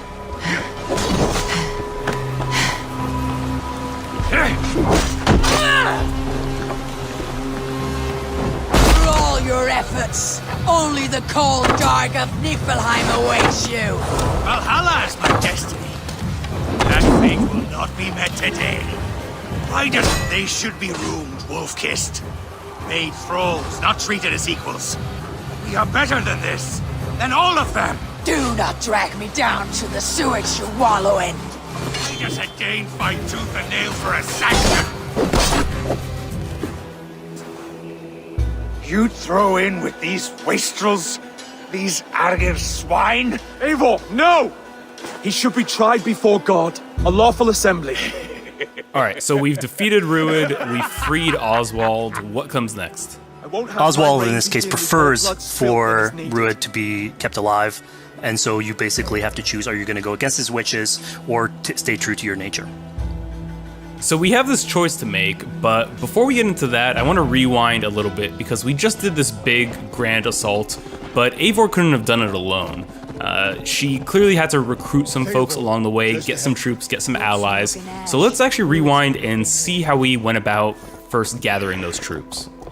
Right, so when coming up to an assault, it's a game of numbers. Eivor can go into pretty much any location and be a stealthy Viking, eliminating some of the assets, which ultimately would be a strategy. You can do that, and you'll have some of the ingredients or of the assets there that will have been sabotaged, but you still need an army. So here what we're seeing is Eivor going around the countryside and raising what we call a fyrd, which is the men and the women of the territory who come up and fight in the name of a king. So here Eivor is going around and trying to convince people to fight in the name of Oswald to finally take down the oppressor that is Rued. Defending East Anglia, defending you. Will you not do the same? What? Die in defense of a lost cause? Yeah, so she's really using like the image and like the leadership that Oswald had, what he meant to the people in his name. She's going to recruit these people. Pretty words, Dane. But the men of Theovard have their own battles to fight. So we're told by this Reeve that there are troops, there are allies that he could add to our cause, but first we sort of need to do him a favor, is that right? Yeah, so obviously these people have been run down by Rued and the impact he's had on the territory, so I think a lot of these people have sort of lost hope. And so you need to show them that there is hope. And so here Eivor is basically helping them take back one of their prized locations by taking a couple men and raiding a nearby township, basically taking it back for the people and showing that there's a reason to continue fighting and then get them on your side.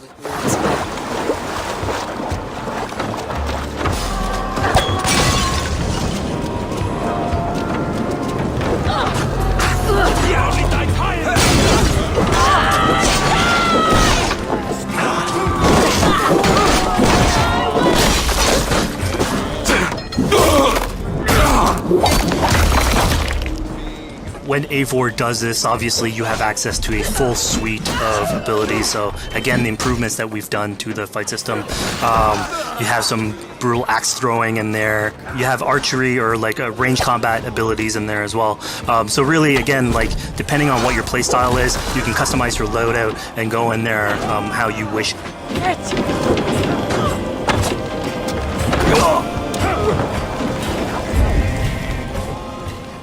Fizz, we just saw this giant pulse go out. What exactly was that? So that is what we call the Odin sight. The Odin sight is basically our interpretation of the eagle vision from previous games, and we thought it was good to sort of bring that back. It's basically Eivor's intuition. It's how she perceives the world.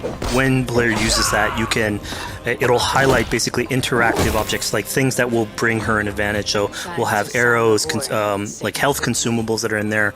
So it really is like a good way of sort of understanding the world and showing you like things that you can go and touch. Yeah, I mean, speaking of things we can touch, we just picked up this awesome new weapon. It's something we wanted to play with on Assassin's Creed Valhalla, where we have fewer weapons in the game, but you can invest in them more, so they become your weapon. And so depending what your preferred playstyle is or your preferred weapon type, then you can go and choose, I'm gonna fight with this weapon and invest heavily into that. Not only are we looting weapons, but we see something here called the Book of Knowledge. Can you tell us a little bit more about that? They unlock skills for the players. So here you can see the Valkyrie dive that has just been unlocked. We have these spread out throughout the world, so again, to promote exploration and discovery.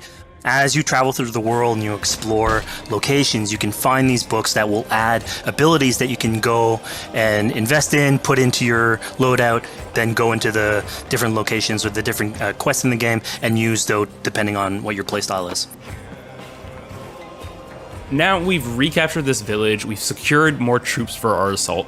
Let's jump back now and figure out what we want to do with Rued. The rightful king of East Anglia has spared your life today, and so it will be.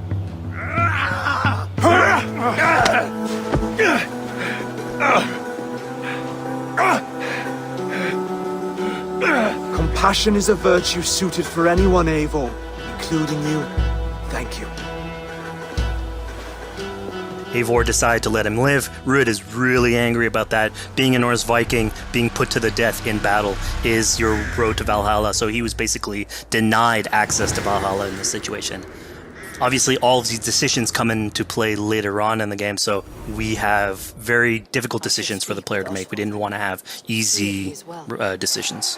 Yeah, you know, when I was playing, I decided to listen to Oswald and spare Rued's life, but what exactly is the relationship like between Eivor and Oswald? So the relationship between Eivor and Oswald is an alliance. It's basically Eivor is surrounded by territories that initially getting into England are hostile towards her, and obviously if you want to set up a new settlement, you want to make sure that your neighbor is friendly.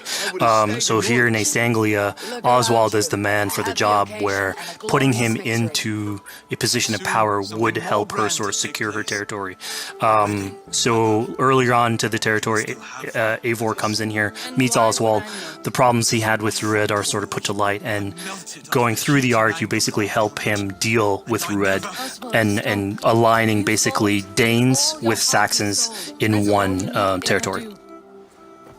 So, Fizz, we've completed the assault. We've gotten our hands dirty with some combat, taken down Rued. We have this big open region of East Anglia, so before we head off to Oswald's wedding, what do you say we head out, have some fun, and see what we can get into in the open world? That sounds great. So we see a cat here with a speech bubble above it, and you best believe if you let me talk to a cat, I'm gonna talk to a cat. Yeah, these are some of our some of my favorite moments actually in the game, where we put out a whole bunch of events throughout the territory.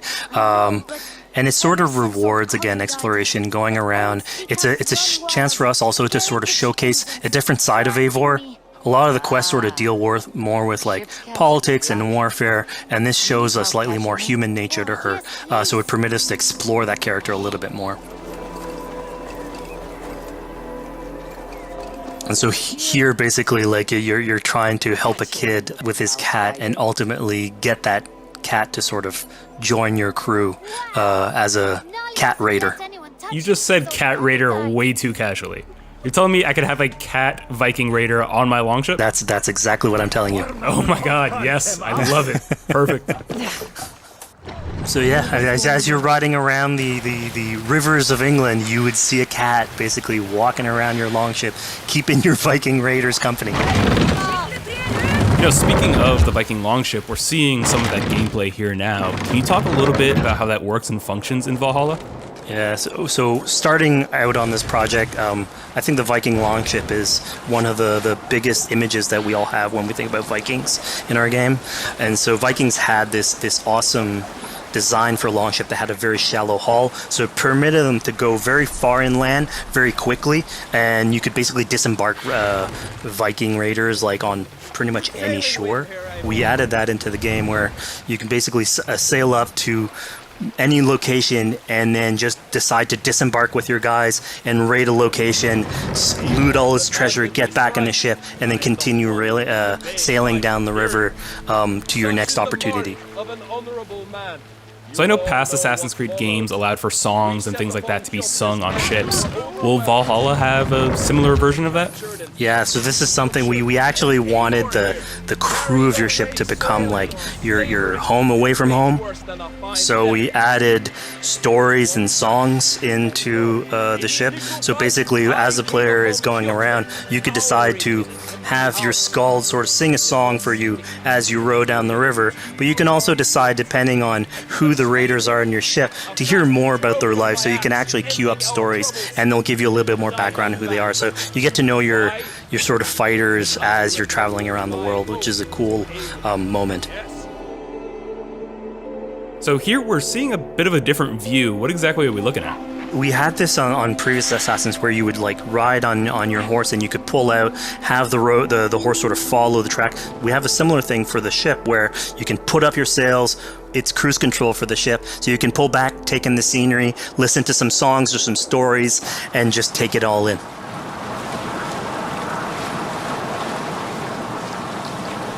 So, speaking of Viking songs, we have an activity here that's not exactly singing, but kind of related, right? Yeah, so here what we have is what we call flighting, which was an activity that Norse people would partake in. They would like to have a battle of wits and sort of poetry where insults would be thrown back and forth between each other. The idea was to try and have a good insult, but also to have a good rhythm and a good rhyme in there. So it's basically a precursor to rap battles. Here's the silver. Now begin. To all those whom I speak, they say Eivor's a clod. Then you're speaking to fools and their knowledge is flawed. Well... How exactly do you go about being successful in one of these? The trick behind a good flight was to choose the right insult, identifying the right cadence, and then trying to find what rhymed the best. I'm known for my might. Interesting. Silent whispers all claim that you're terribly dense.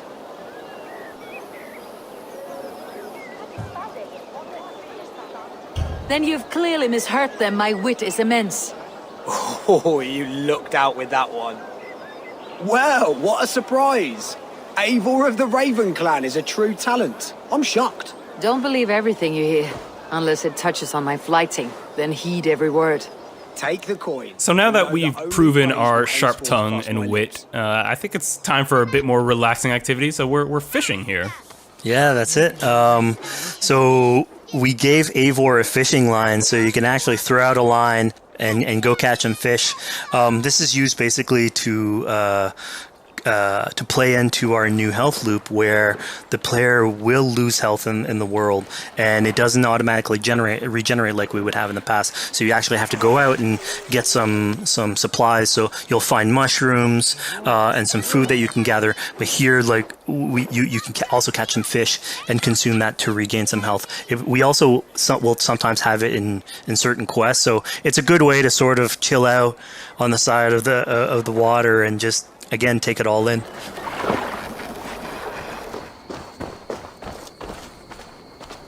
So this is what we call one of our offering altars.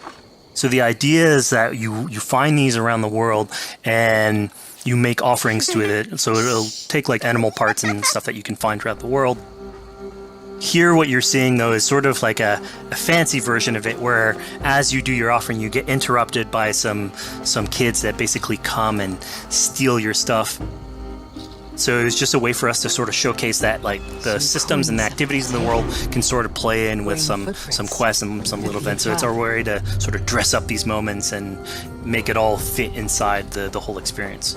Yeah, this seemed like a really sort of unexpected turn for what I thought was going to be kind of a simple interaction.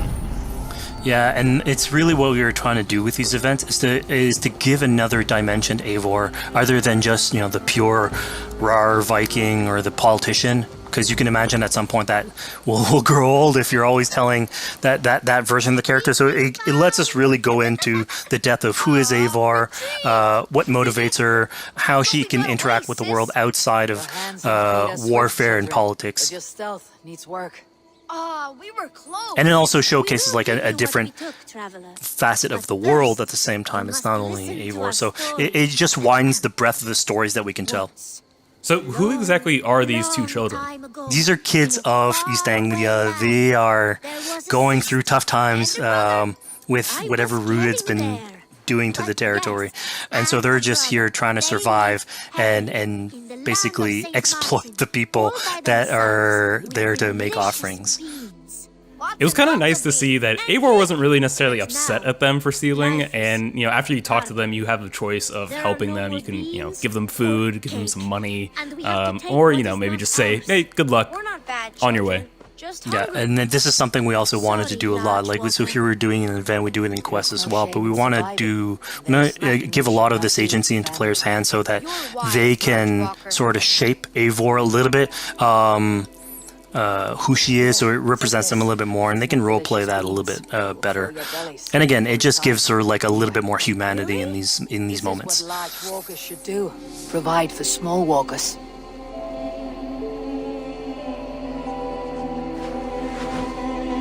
Here, large walker. A necklace? Yes, it's a St. Martin seal. You're welcome here anytime, large walker. You're one of us now. Visit us, okay? I will. Take care now, small green walkers. So I think AC veterans might recognize this here, but what exactly is Eivor chasing down? Yeah, so here you're seeing Eivor running down one of our tattoo images. So this is challenging the player on free run abilities, but also for fans of the series, sort of pulling at their heartstrings for some beloved features. So are we going to be able to tattoo Eivor? Yes. By collecting these tattoos, you actually bring them back to your settlement, and then you can customize different body parts, having different tattoos everywhere. So again, another form of expression, and sort of to represent that Viking culture. Fizz, one of my favorite things when I was just out there exploring East Anglia was coming upon a house or a building and realizing that there was a chest inside, but that there was no easy way in. And in this case, I saw all the doors were barred, but I knew that because there was a chest in there, there must have been some way to get inside. So I went around the back and, found a way in. Yeah, I'm glad you actually caught on to that. You're pointing at something that we wanted to work on a lot on Valhalla, where we wanted the exploration to make you feel smarter. So we played a lot with puzzle solving, so making sure that every house that you find sort of appeals to you, like it draws your attention, and then when you want to come and explore, it's not given to you. You still have to work for it a little bit, so it'll challenge you on your observation skills, logic, just trying to find how do I get into this. So we play a lot with level design, quest design to offer challenges to players, and you basically come out of it like with a better feeling for the exploration, but you also get to see more of a story behind any of these locations, which we've crafted. So it gave us a little bit more time to sort of slow down the experience and tell a different version of a story.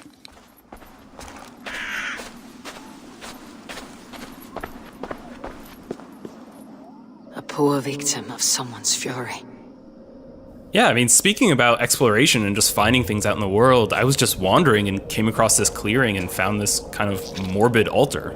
Yeah, so this is one of our bigger events that we have scattered in the world. So as Eivor explores, she can find altars like this, and by interacting with them, here it's a trap that's been set by this character named Regan.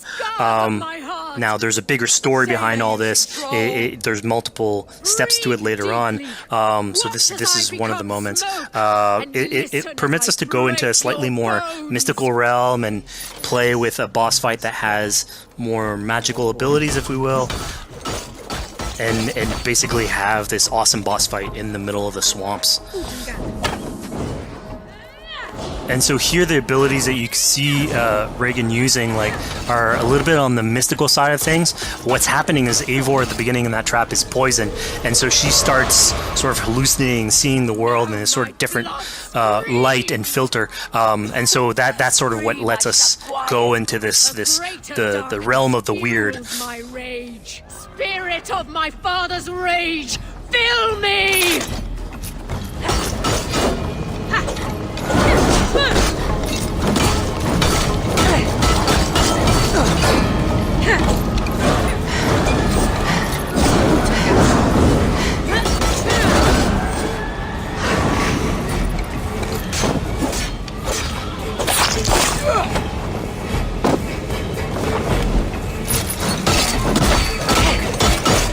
Enough, this crackling and punching. Let rest your demons. Only for you. So we just saw here that Regan belongs to something called the Daughters of Lyrion. Yeah, that's correct. By finding the other daughters, you'll get a little bit more backstory on who they are, so we don't want to spoil that too much. But it creates like a sort of greater story that is not on the main path in any way, but it's still very rich and adds to the lore of this world and actually plays into history. So we just had a really exciting, really intense boss battle. I think it's time for something a little bit more relaxing and calming now. Yeah, it's all about pacing yourself with the highs and the lows. So here we have a low chill moment of what we call building a cairn. So Eivor, as she explores the world, will find these sort of meditative areas where you have a pile of rocks that you could just stack on top of one another using physics. And I mean, yeah, the ultimate goal is to try and get the highest pile of rocks, but really it's about taking in the sights, relaxing, taking a step back, and just building something. Together we stack stones into cairns. These? Yes. Think of this as a test of mind and wit. Stack the cairn stones high and wide into any shape you like. I mean, you can spend as much time as you want building these things, making them as high as you want, as weird as you want. I'm sure like a lot of these stuff will end up on the internet, like people comparing structures. And the cool thing is that once you've built it and you decide to get out of it, it sort of stays there. And so that's yours, right? And until the moment where you come back and you want to build a new one, it's sort of cool that we were able to give that to players to express themselves. At this point in the demo, we've explored East Anglia, we've met some children, we've broken into a house, we've fought a boss, we've built a cairn. I think now it's finally time to go and head off to Oswald's wedding. Yeah, so this is the moment it's all been building up to. By the moment you get into the territory, sort of like mentioned by Oswald, that he's trying to get married with his Dane lady. And so as you go through the arc, that's sort of like the underlying thread. Really, it's about Rued creating turmoil in the territory and helping Oswald sort of get above that and show that he's a good leader. And so you finally, after going through all of that arc, finally get these two together, go through their wedding, and you're invited to attend the ceremony. And then all the activities and fun times that comes afterwards. Yeah, as much as we've seen the brutal side of England, it's nice to see the joyous side of it as well. Yeah, and it's something we really wanted to play on in Valhalla, where being a Viking is not only about being a raider or a warrior. I mean, there's revelry, there's feasting, there's partying that goes, and like if someone knows how to party, it's a Viking.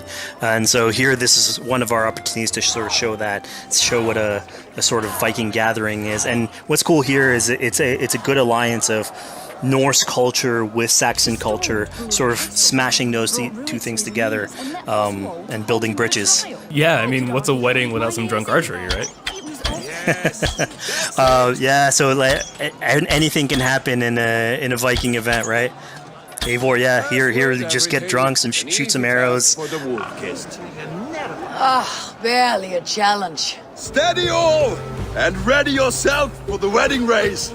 The king and his bride against all! My king!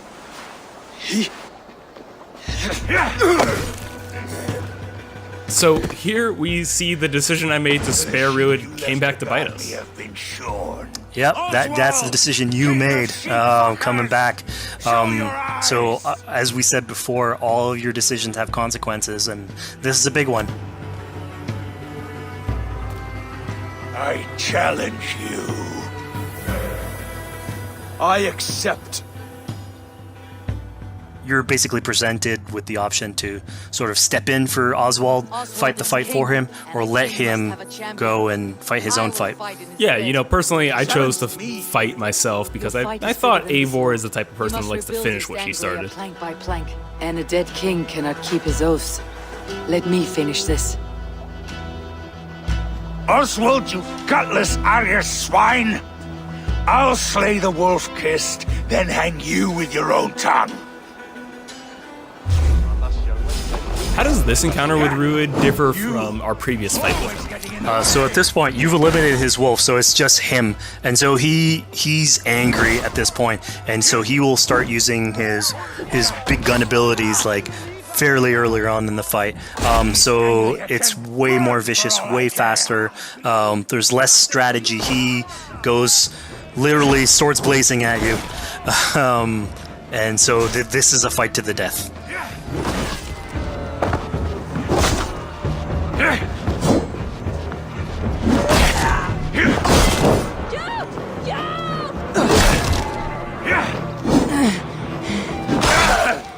And of course here, like, this is a decision you made to go and fight him, but there's multiple outcomes to this scenario. You could have let Oswald fight his own fight and prove basically his station as the rightful leader.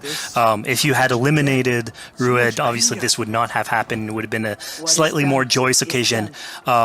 But ultimately, in all scenarios, you still have an alliance with Oswald. He's proven to be the right leader for this territory and to be a good ally for you. A great service. I promised you an alliance, and now you have it. And one day I will need you to make good on that alliance. So we're about to take off from the wedding, but Eivor decides it's a good idea to check up on her friend Finner. Yeah, so Finner is probably one of the more recurring characters in this arc. You get to meet him very early on. He's a very endearing character, sort of used to have a Viking life, sort of misses it, and going through all these adventures together is sort of like lights that fire back, and so he's willing to join you in your raiders.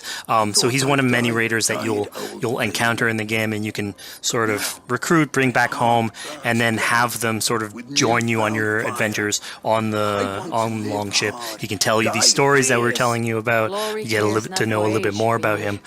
So again, it's a fun way to sort of discover more about these characters that you meet and bring them along for adventures. Together.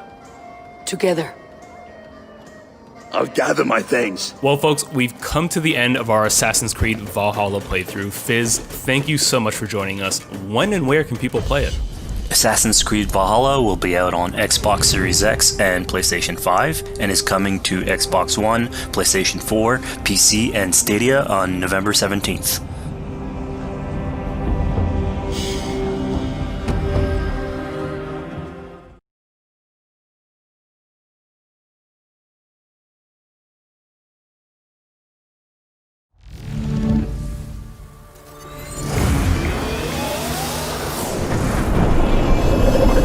Everybody, thanks for joining us. My name is Eric Pope. I'm the Senior Community Developer on Hyperscape. And I'm Graham Jennings. I'm the Senior Producer on Hyperscape.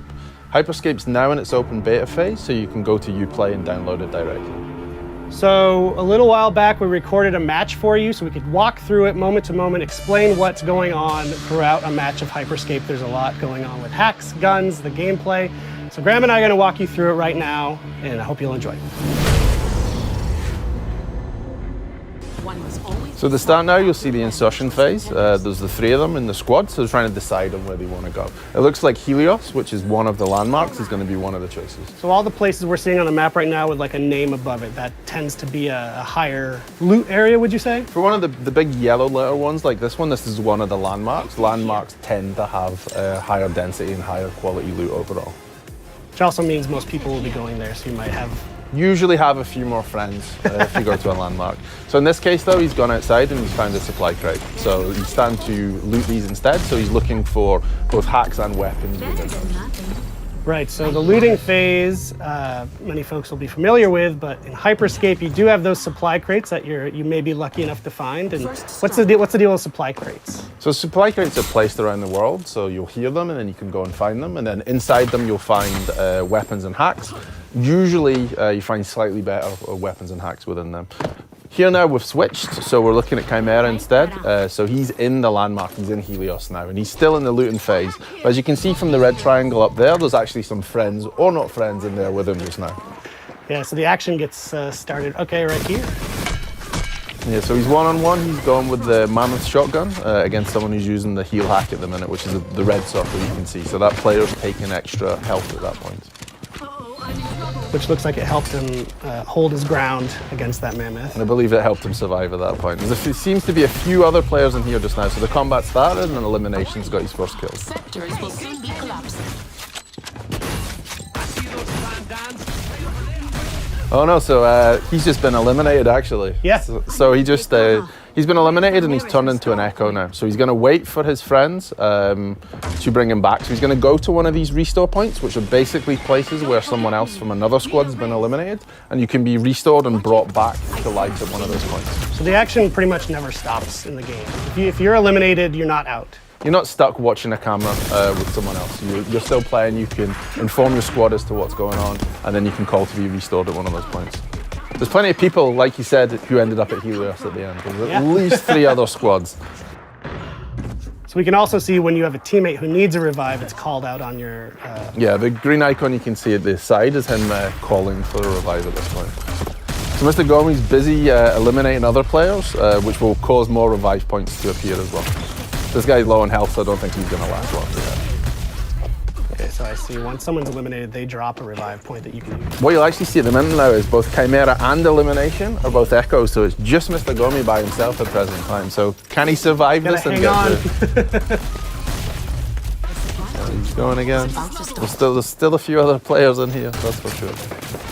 So that was the slam hack he used there. So basically he projected himself up in the air, he landed, he dealt some damage, and he's managed to eliminate the other player. Yeah, he got the elimination with it, which is pretty good. And then he's starting to bring back Chimera at this point, so he's now back into the game. Right. So he's got to reloot and find new weapons again, because when you are eliminated, you go back to just your melee weapon.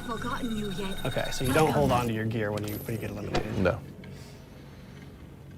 So this is the start of the decay you can see. So you see all these blue triangles that are appearing. This is how we basically do, map size reduction and zone reduction to bring players towards a smaller map into the center. So instead of having a circle that shrinks, we've decided to actually dissolve the map.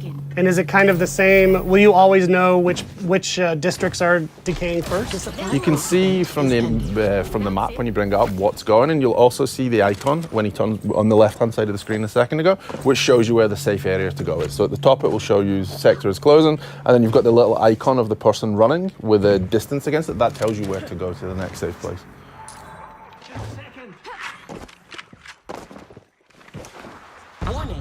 So I see Mr. Gummy has pinged that spot to sort of regroup outside of the landmark. They're going to take some height as well to start to be able to look for other players and to keep themselves a little bit safe.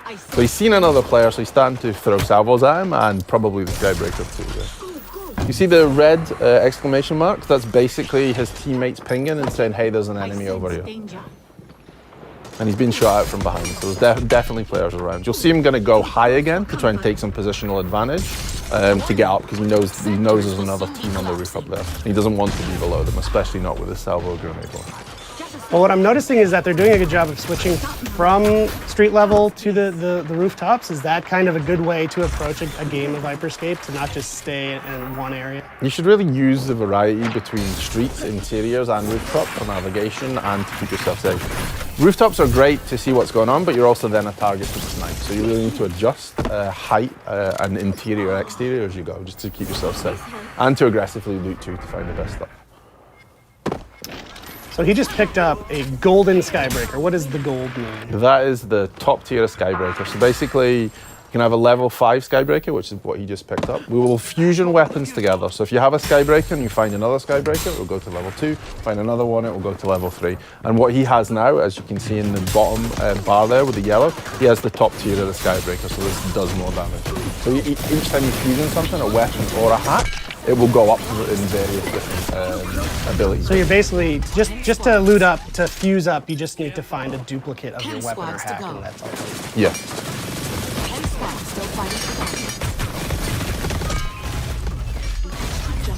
So you'll see though, on the left, when you see the other players' names, you can see that Mr. Gomi has 2 yellow weapons and a yellow hack. So he has 2 fully fused weapons and 1 fully fused hack.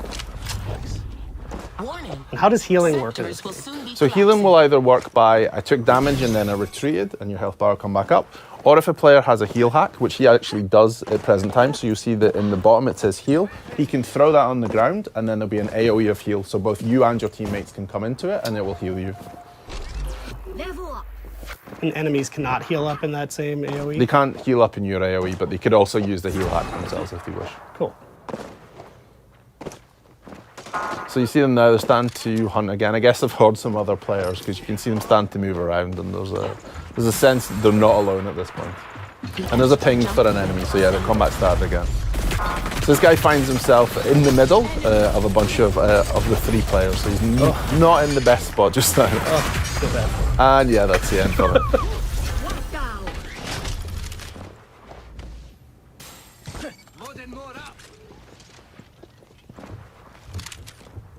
A sector has collapsed. So if you managed to fusion one of his hacks then again. So here you'll see the decay started. The player found himself out in the decay as it was starting. He had no cover left, so you find yourself out in the open, and they eliminated him with a Ripper at that point.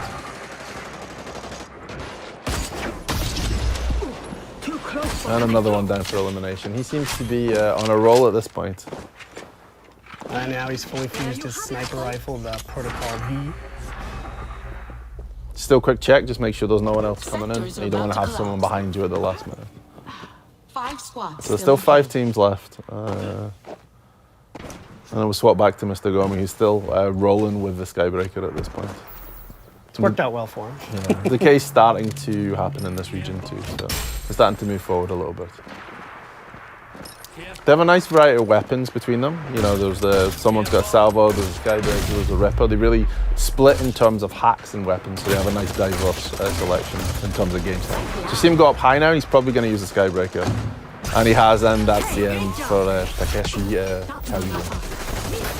Takeshi Casualing, so now you mentioned that username. You'll notice if you've been watching the feed, the usernames all seem pretty similar in this match. What's the story with that? So this is the feature we call streamer protection. So it allows you to anonymize who's in the game. So this is basically what you can see now. This poor player has managed to find themselves in the corner and tried to hide. Unfortunately, they've been chased in there by someone with a fully fused salvo. So that was kind of the end for them. Dangerous.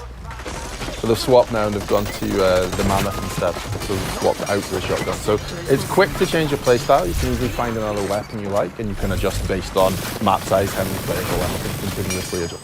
And that countdown that just finished was a health kit event. What does that mean? What are these events? So basically in the top right now, you'll see the cross and it's kind of ticking down. So this is said that this is the time left for the health kit event.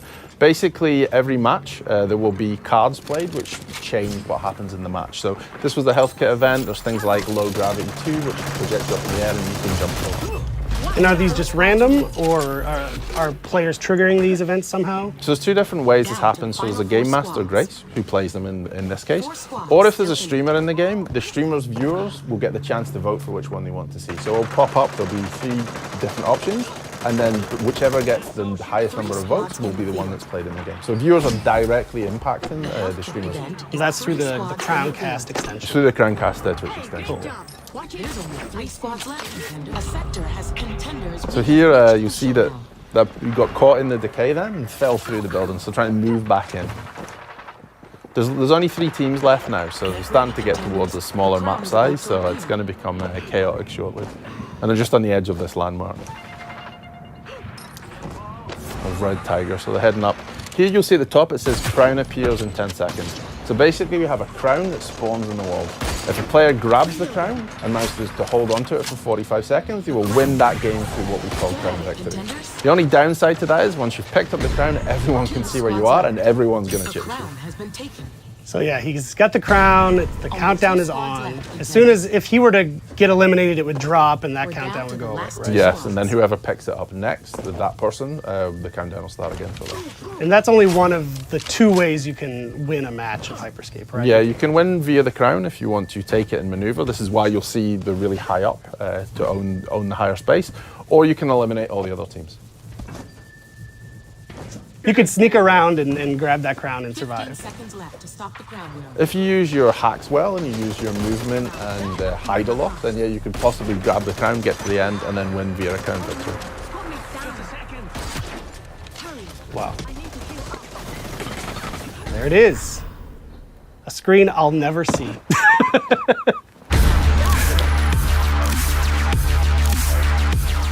All right, well, that was just one match of the frenetic, fast-paced game, Hyperscape, that we are both very lucky to work on. Thank you for joining us. Thank you for watching Ubisoft Forward in this post-show.